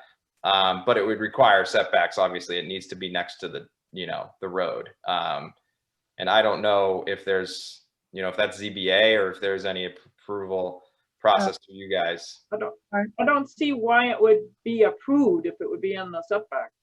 Yeah, that's, you know, that's the question. Yeah, I mean, the variance is generally. Let's get Mark with his hand up. Is there something specifically, Tara, that I'm not aware of, that trash, he couldn't just say like single family homes, that they take their trash to our central location? Because it's actually beneficial for the town operation if we don't have another dumpster enclosure to service. If the agreement is that the trash all go to central and the homeowners are responsible for it, the town would be supportive of not having a dumpster there. We would prefer, we would prefer that. It just gets tough with, you know, if you do have condos, and especially if people are going up on the weekends, you know, it's kind of, you know, especially if one or two doesn't have a garage, or well, we have 24/7 365 access to the transfer station. So, and we do that on purpose because of the weekends. Yeah. I mean, I'll have to think about it. It creates a complication for the condo association. Just somebody has to go every. Yeah, absolutely. You know, especially if it's renting or if they're in and out. You know, if I go to condos, there might most likely not going to be full-time residents. You know, so we're kind of struggling with, you know, I think if it's that right, we are going to want to have a dumpster. But in my past, I don't really like the look of a fenced-in open-air dumpster. We've done trash houses where there's one location and everybody brings their trash in there, and then we have a property manager that brings the trash either we have small dumpsters that can roll out through a double door, or we do trash cans. But when you drive in, it essentially looks like a gatehouse. It really does not look like a trash house. But it would be an accessory building and would probably need ZBA reduction, I guess, of setbacks. Yeah, I just think that from a town operational standpoint, we don't need an open air enclosure to be serviced by our trash truck. Yeah. If you turn it over to a property manager or you want to have the property owners themselves take it, Yeah. that's acceptable to the town. Okay. John had a comment. Yeah, Ben, just so you know that, and Rich Rita can help me out with this. We have established a trash committee, if you want. Okay. And we're trying to do some trash talk on how to resolve some of the trash problems that not just this town has, but the whole country, if you will. So just some thoughts about that, not really making that the focal point, because we do have options for people to take trash, and if we're going to move on with this thing and trying to get recycling going. Yeah. We have nothing here. I hate, it makes me sick to see cardboard and glass in the dumpsters, aluminum.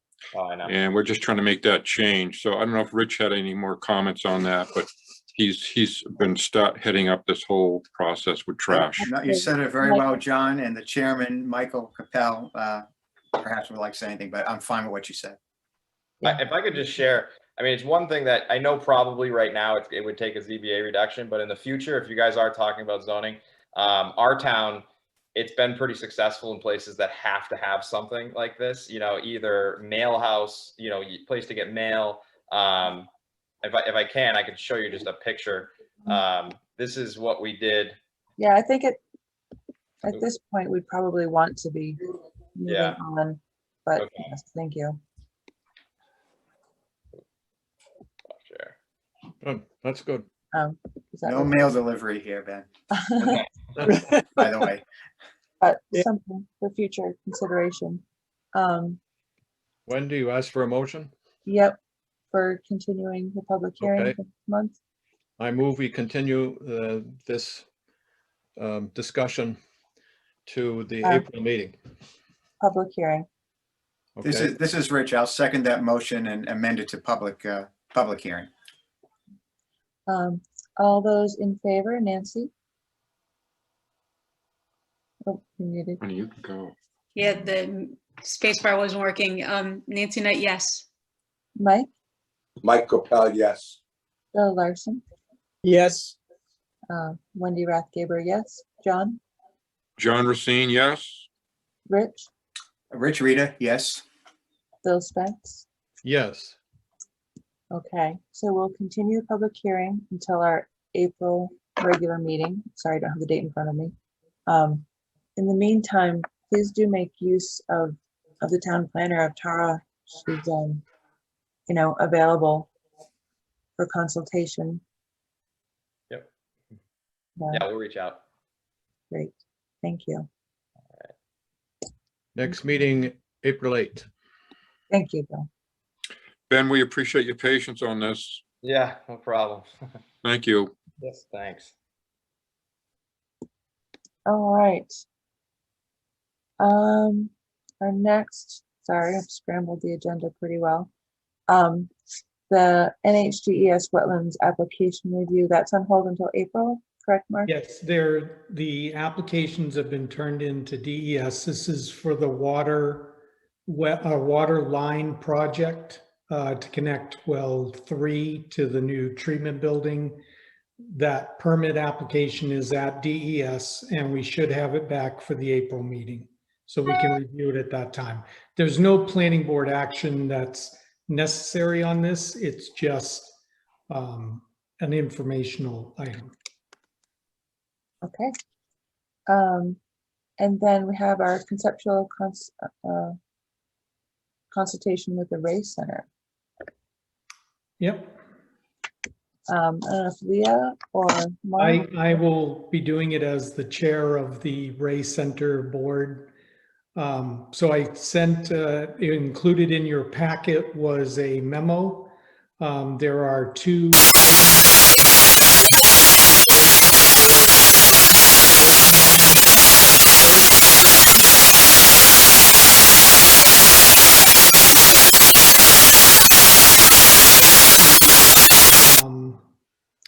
First item is an informational item on the construction of a pavilion cover by the community gardens. This is a public use construction on public land. So I don't think there's really any need for board review, but I'm putting it out there to make sure before we begin construction. There was a sketch of that included in your packets, but it is basically a 4-post with a roof on concrete pilings. There is no floor or anything under this pavilion type structure. It basically is being constructed so that we do not have to continually put up and take down tents for outdoor activities associated with the Ray Center. But it will not be a permanent structure in the sense that there is no type of foundation or anything associated with this pavilion cover. So I guess I would open it up to questions before I move on to the second item, if there are any questions from the board for either Leah and I. As I said in my memo, this is basically to do the same programming that we would do either in the open or under a tent associated with the Ray Center.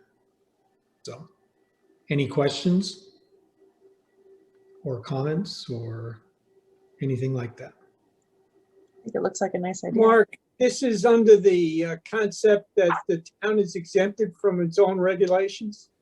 Well, no, Bill, there's no real, we're going to handle this through the building permit process.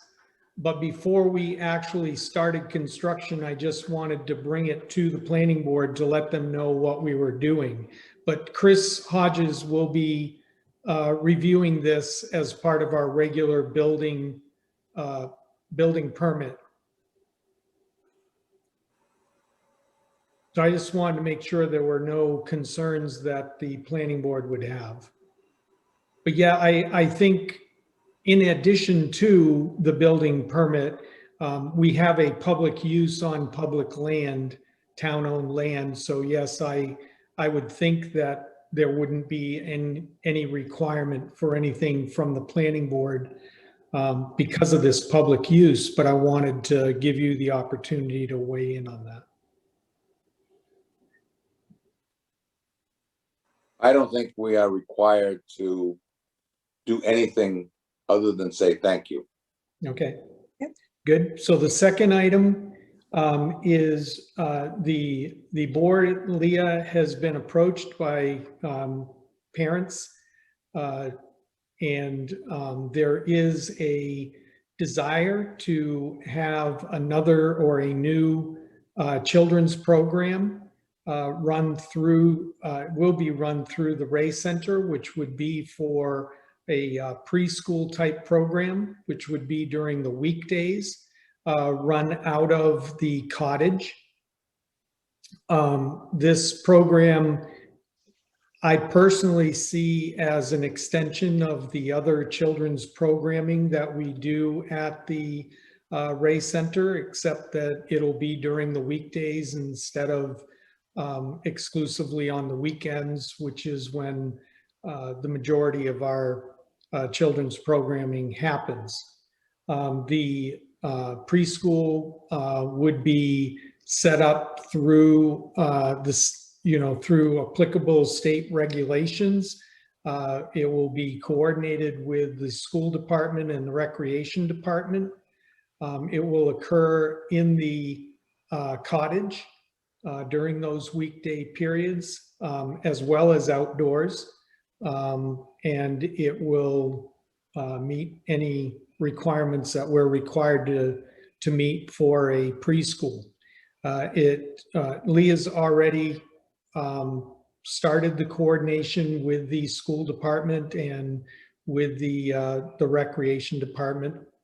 And again, we're not changing the footprint of the cottage in any way. We are going to build a fence because that's one of the requirements that we would have through the state for these preschool age children. But that's really the only change that we're going to make in the area around the cottage.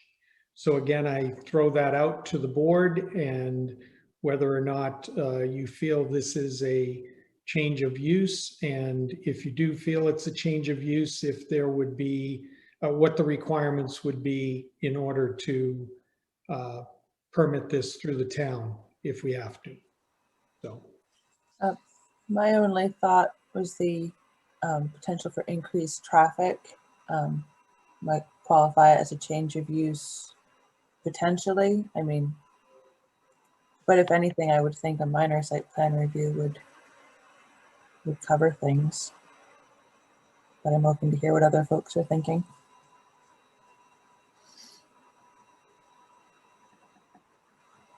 I think it clearly is a change of use, but again, we got to decide whether because it's on town property, whether, you know, we have any jurisdiction at all.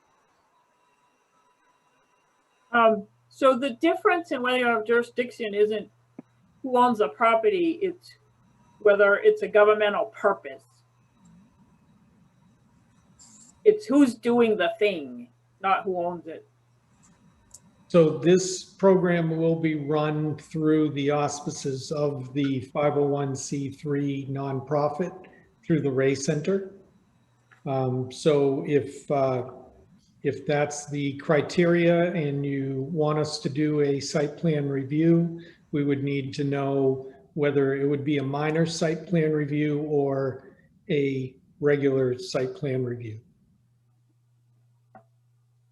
My gut, Mike Popel, is that if there is a site plan review, it would clearly be a minor site plan review, would be my feeling. Any other thoughts?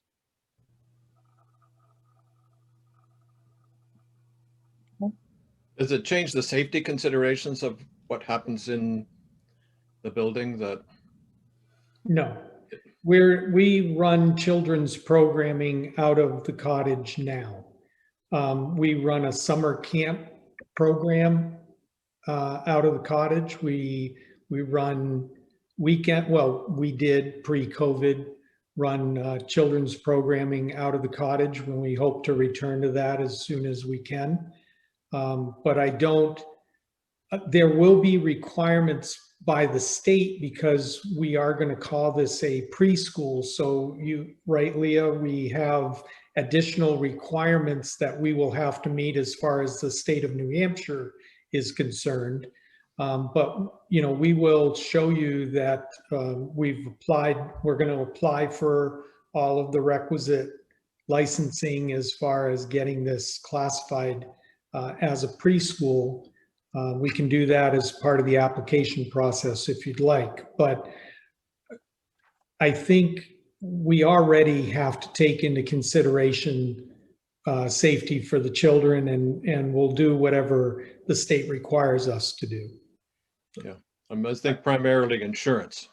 Oh, insurance will be covered by the Ray Center. That's part of the finances of the program.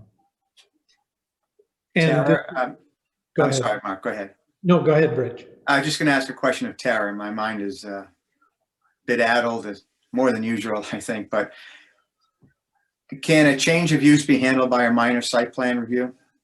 If this is a change of use? Yes. Yes? Yes. Okay.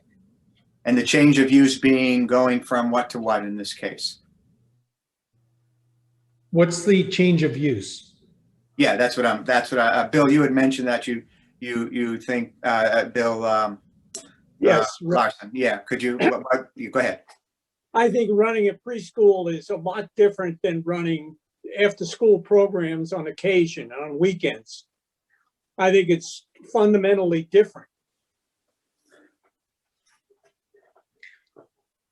but not significantly different from the summer camp programs. Yeah, it's exactly the same. It's that's my feeling. Extension of the summer camp programs that we already run. They're nature-based, they're outdoor focused, they're, you know, and yes, there is the day-to-day aspect of it.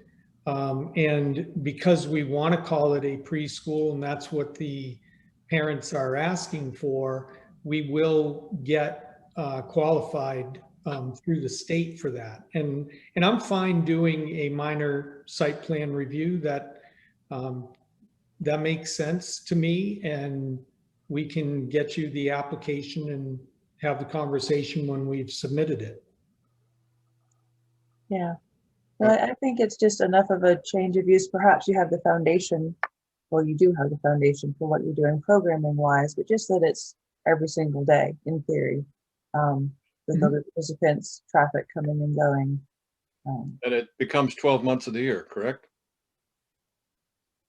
Hopefully. No, Leah, well, this will be in conjunction, Leah, correct me if I'm wrong, but this will be in conjunction with our summer programs. So this would run during the school year, and then we would have our summer camp programs. Exactly, yeah. And just a final clarification, this will, whatever is approved by the planning board, since this is a town-owned building and town property, will go before the select board for approval. Is that correct? Yeah, we still have to do the presentation to the selectmen. Right. And but yeah, I knew that. I just wanted to get it on the record for the planning board. Any other thoughts from other board members?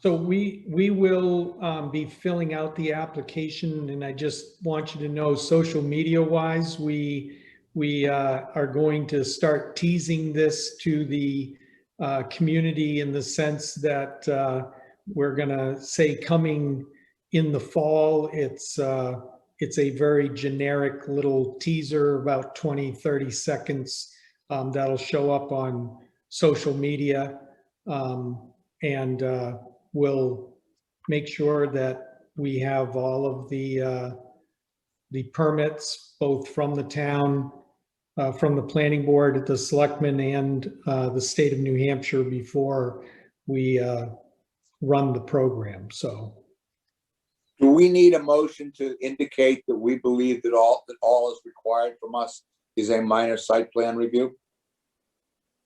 I think so. Do we? I think so too. Get a sense of the board. I mean, this is a conceptual meeting. I mean, I don't know if we need a formal vote, but that's fine with me. I just think we ought to solidify it so that they know that that's all they need, so that the Ray Center can move forward expeditiously.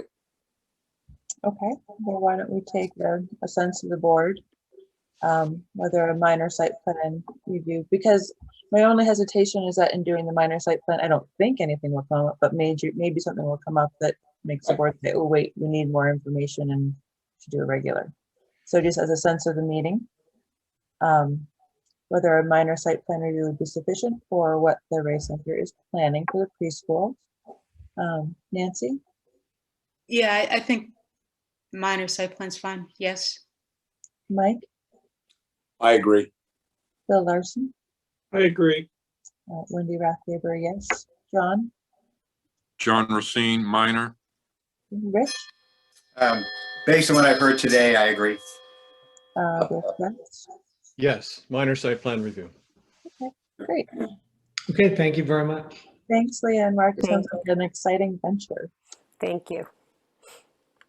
All right.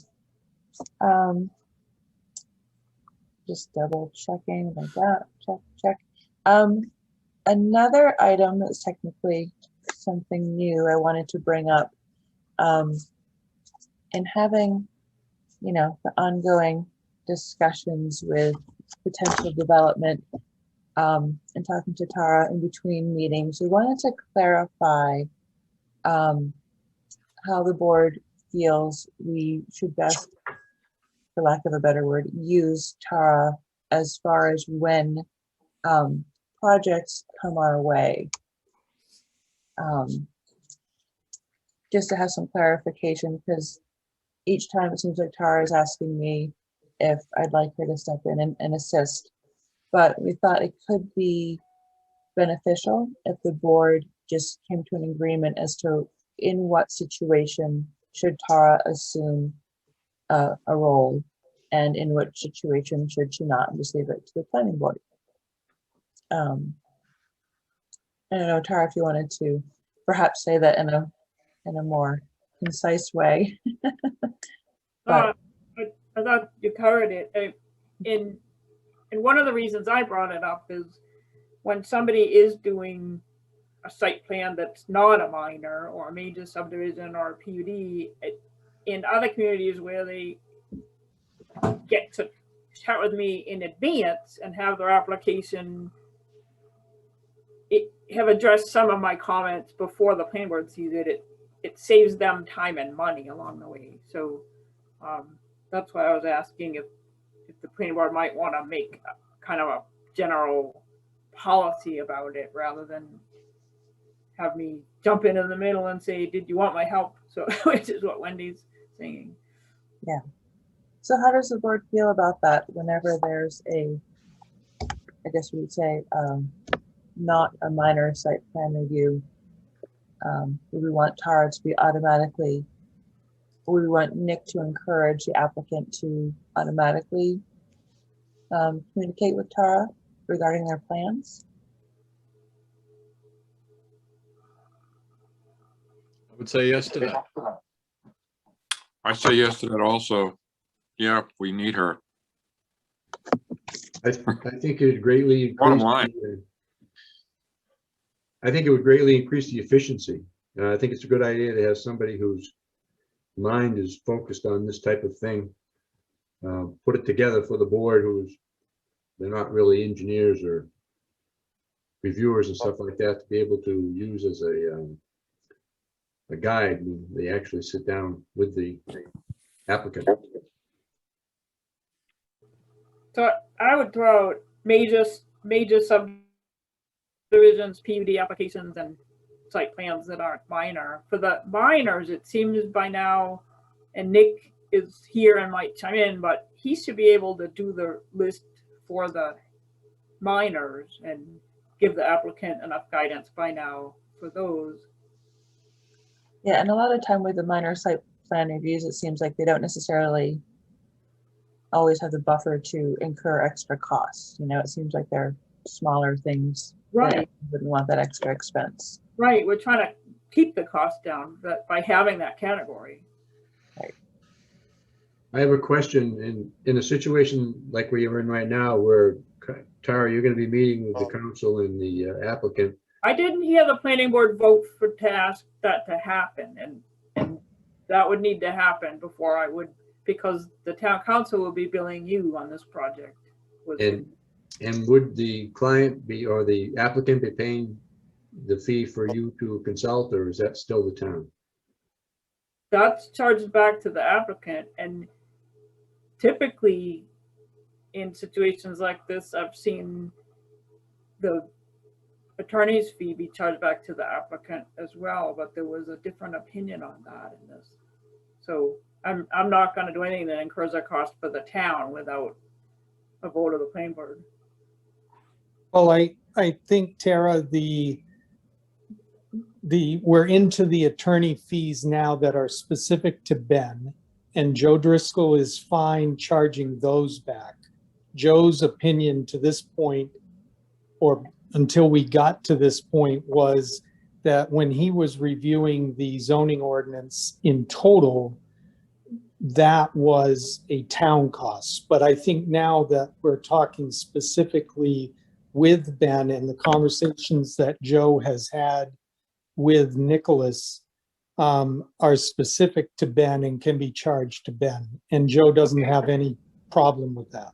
All right, that's good to know. I'd still want to vote of the planning board. I wouldn't ever meet with town council. Oh, no, I agree. Yeah. Well, and in theory, establishing this procedure would assist would streamline that whole thing, right? Well, not when it involves town council. I mean, that's a different, I see what you're saying. different situation. I would want the planning board to vote that I should set up the meeting with the applicant and town council. Okay, so that makes sense. All right, well, why don't we start with voting on this procedure overall, and then we can drill down next to how we want to handle this specific situation with Ben.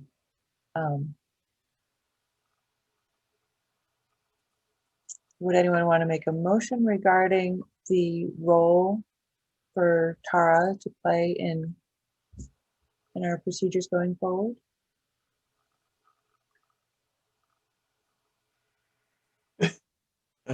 Okay.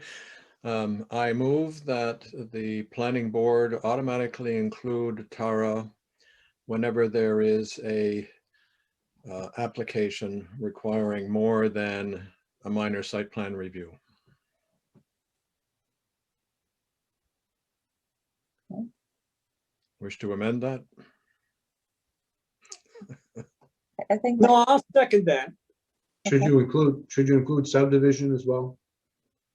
Yeah. Oh, sorry. I thought that was implied. Yes. Yes, it is implied, but State go it. ahead, put it in there. Okay. So I'm not clear based on the wording of that, whether Nick should send me minor subdivisions. No. So No, I excluded it from the motion that I think the board should be capable of handling the minor site plan reviews, but anything in excess of that, we definitely need Tara's input. And minor subdivisions. So any Yes. major site Minor plan. subdivision, major subdivision, anything that involves, yes. Yeah, that's what I was suggesting. I don't think it was clear from the wording. Okay. So Nick, I assume you got all that wording. Do we have a second? Yeah, I'll second that. Thank you, Bill. All in favor? Nancy? Nancy Knight, yes. Mike? Mike Capel, yes. Bill Larson? Yeah. Wendy Rathgaber, yes. John? John Racine, yes. Rich? Rich Rita, yes. Bill Spence? Yes. Okay, great. So Tara, you would like a vote for the planning board to support you meeting with town council and Ben and his representatives before our next meeting? Is that what you were asking? Oh yeah, I would not do that without being asked specifically by the planning board. I only heard the applicant asking. Okay, I think Let's go, wait 1 second. Yeah. And I don't mean to sound cheap. Is Tara gonna be working for, what? We like cheap. We like cheap. Yeah, we got a lot of taxes coming our way. We like cheap. Is Tara working for us or is she working for Ben? I work for you and it's charged back to the applicant as part of their fees. And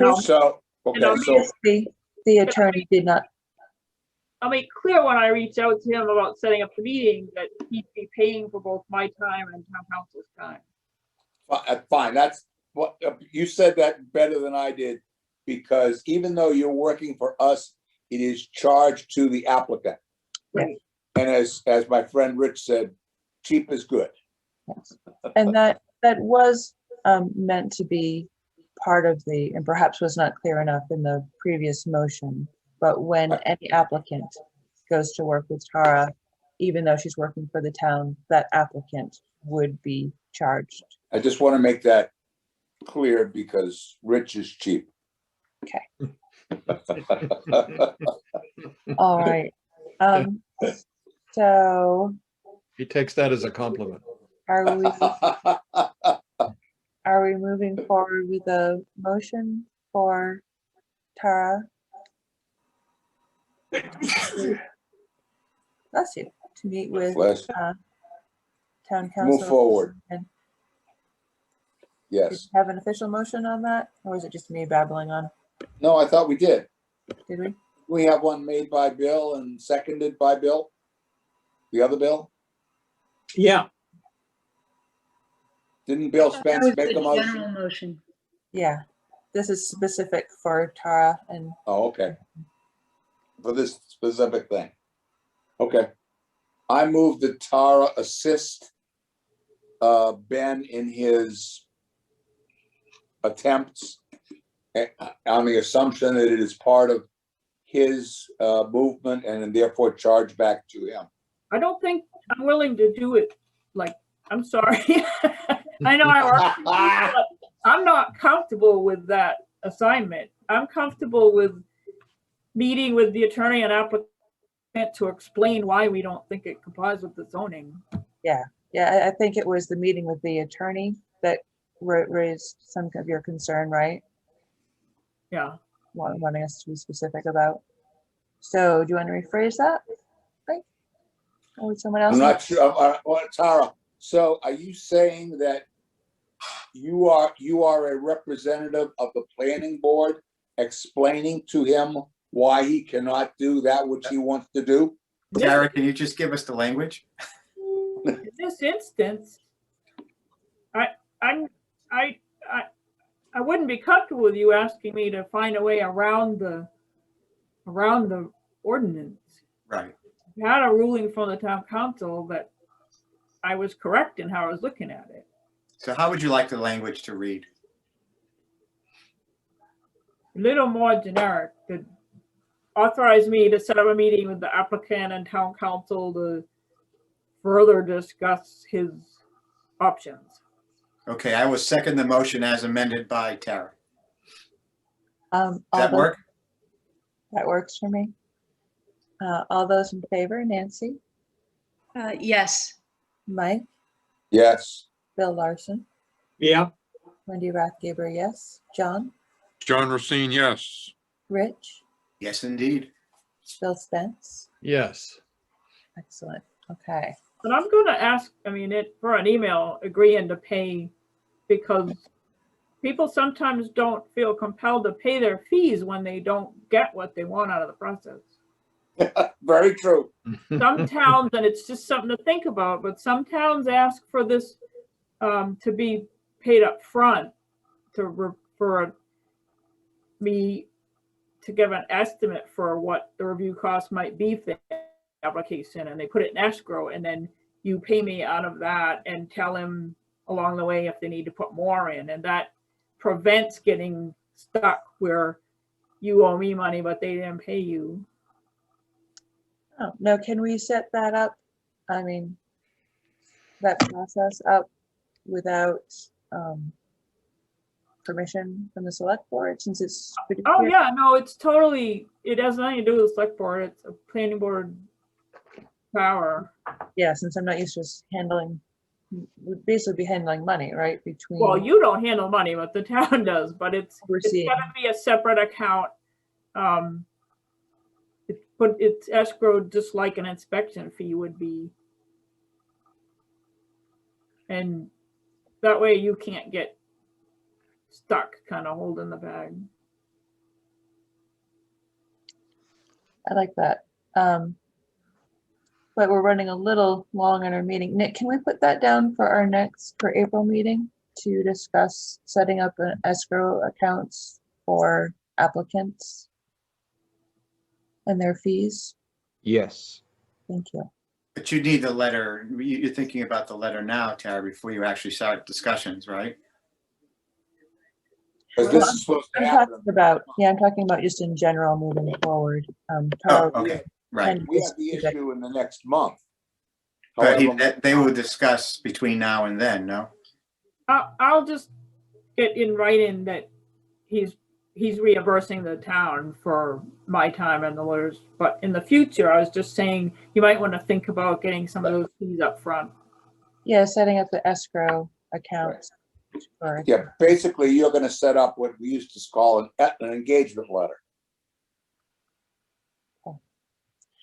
Sounds like you should write it, Mike. I wasn't, because I work for you. I was just gonna get an email back from him confirming that his understanding is. Right. Yeah, that should be sufficient for this.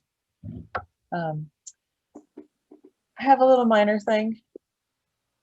would there be any objection to changing chairman to chair as a title for this group? Chairperson. We can Well, make it, vice chair, you know, we have our vice chair, so we can just have our chair. I like it. Okay. Works for me. Everyone, It's good for me. okay, cool. All right. Oh, committee reports. The town core group has not yet met. There was a little issue with the TAP application in that the funds would not necessarily be available until 2024. That was brought up briefly with the select board yesterday, and they encouraged the application to go forward. So we'll revisit that. But that's where the town core group is at. Conservation Commission, John? Hi, sure. So the last time we had a meeting was a little bit ago, and Rick Vanderpool was on. So the highlight of the discussion was for Rick to highlight most important wetlands for setback. And his fees, we have it in our funds. So we're going to go forward with that, and we'll get back to you next month on how that is going to happen. Is that okay? Yeah. Okay. Sounds good. I think that's pretty much all I have on that meeting. That was kind of a long discussion with that. So. Okay. So you are going to look at, or the commission is going to look at the wetlands as well as eventually the engineering details for the drainage. Yeah, well, Rick Vanderpool is very much like Tara. He's, you know, he advises us and has all that language and all that information for us to fall on, so I can report that back to the planning board. So, yes.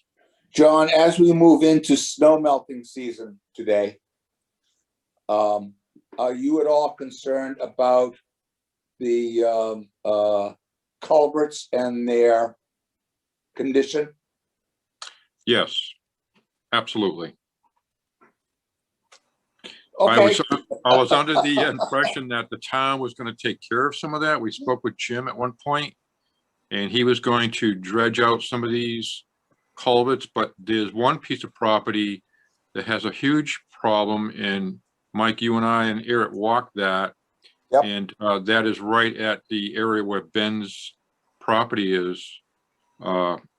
We have a lot of problems right in that area, so we have to try and talk with Jim and see if he can do something about it, but he won't do anything until the snow's gone, because you can't get in there with a machine. I understand. I just wanted to show my concern. Yep, I agree. Sure. Thank you, John. Sorry, I'm jumping around a little bit, but I realized we didn't go over the results of the town meeting for the amendments. It did all pass.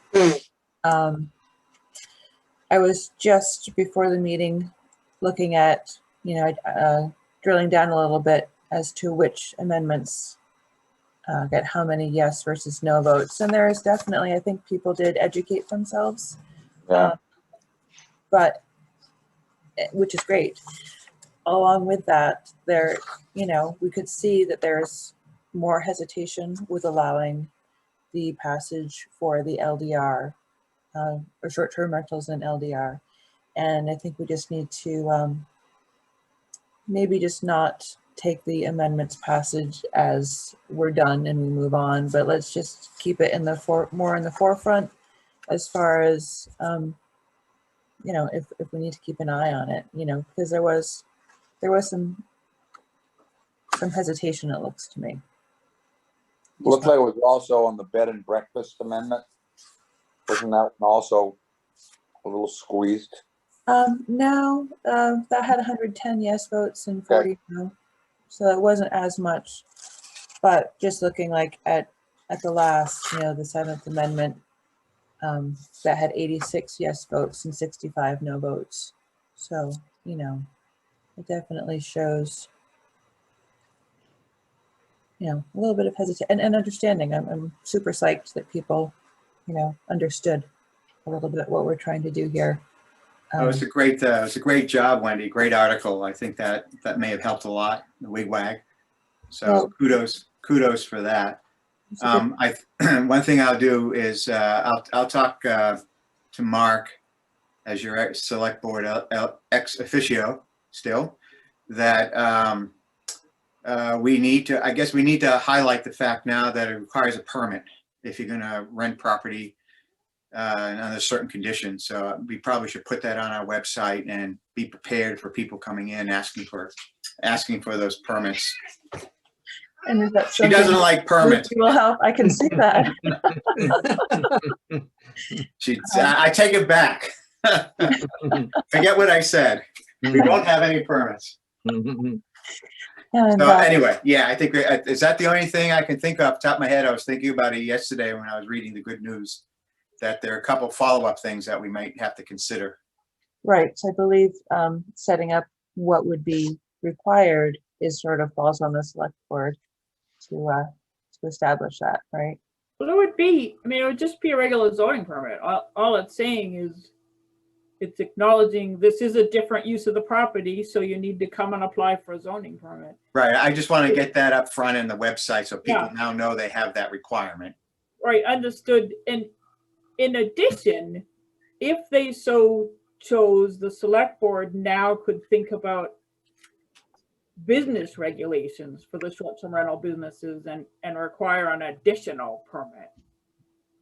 You couldn't do that before because it wasn't allowed, but now that it's allowed, and that's where I thought Wendy was going and talking about kind of monitoring things to see over time if that seems to be needed. Yeah, I think it would be welcomed, especially, you know, and I'm sure if people had heard, but Windsor Hill Association had a lot of back and forth recently about short-term rentals. And it seems to me that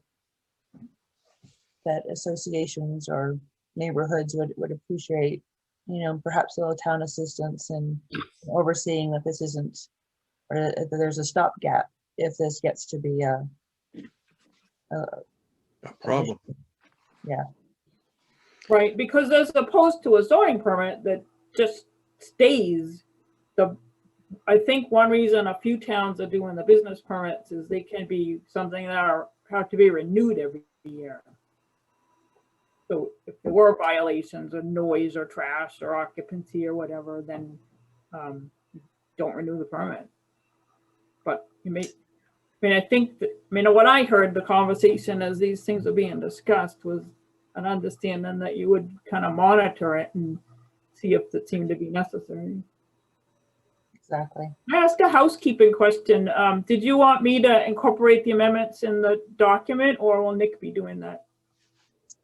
That's a good question. I would assume Nick would do that, but am I wrong, Nick? I can.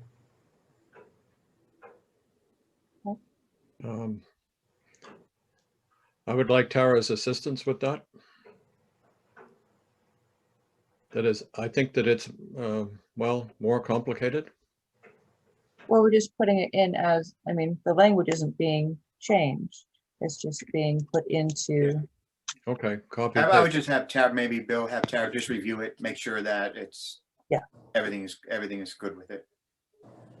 Yeah, so Nick, I'd ask you to do a red line and strikeout version then, so I don't have to read the whole ordinance. If you're trying to save money, then you want, don't ask me to read the whole thing. Absolutely. Gotcha. Great. Okay. There is a before we get off this subject, I think so I would ask that the selectmen review the noise ordinances in town, given the concerns about low density residential, you know, and there was always a suggestion that one of the ways to come at this was noise. Bill, that's a good point.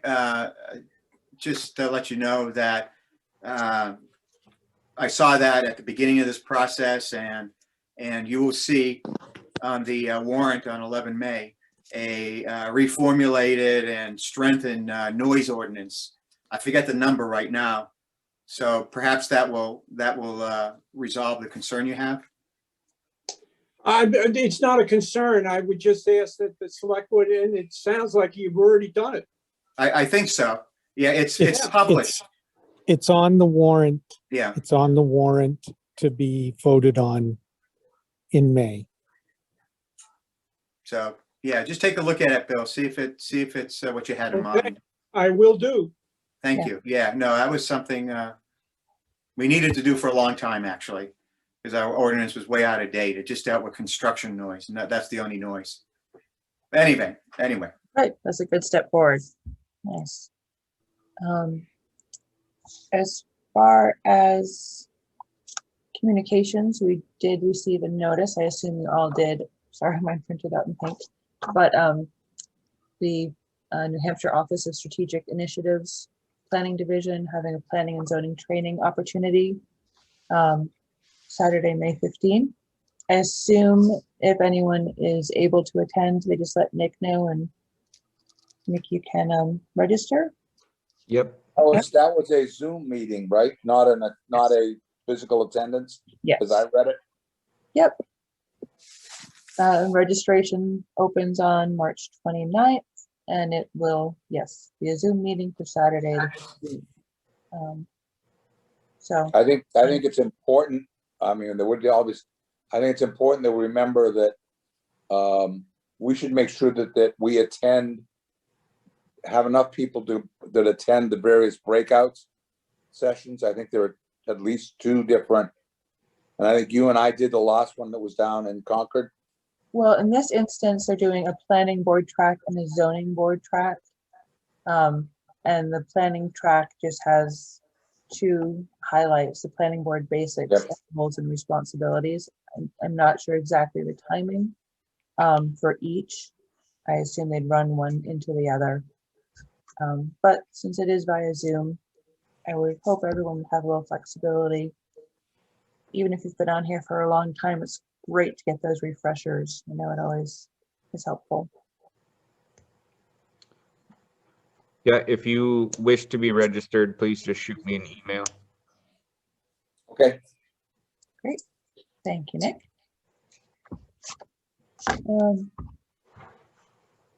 Checking my notes. Any other business that anyone wants to address? And Rick, congratulations on your reelection. I don't think that was stated yet, but Thank you. glad to have you here. Thank you. Congratulations. Appreciate everybody who thought I've done okay, and you're stuck with me for another 3 years. And it's good to see you here today, smiling. Yeah, the operation went very well, kind of moving. It's really amazing what they can do these days, and how quickly you can recover. I hope, knock on wood, have it anywhere. Yeah. But I'm just reminded of what my what Soviets used to say, the communist faithful, about Lenin, and basically it's Ya žil, ya živu, ya budu živyot. I lived, I am living, and I will live. So thank you all. Excellent. All righty. If we don't have anything else, oh, sorry, calendar review. So our next meeting, April 8th, is that correct? I haven't looked at it on the calendar myself. Yes. Thursday, April 8th, 8 a.m. All right. So if there's anything else, entertain. I'll move that we adjourn. All right. I'll second it. Excellent. All those in favor, Nancy, Yes. Mike, Yes. Bill Larson, Yeah. Wendy, yes, John, John Racine, yes. Rich, Rita, yes. Bill Spence. Yes. All right. Thanks so much, everyone. Appreciate you working through everything we've done today, and we'll continue to do. Thank you, Wendy. Thanks, Wendy. Thank you, Wendy. Thank you, Tara.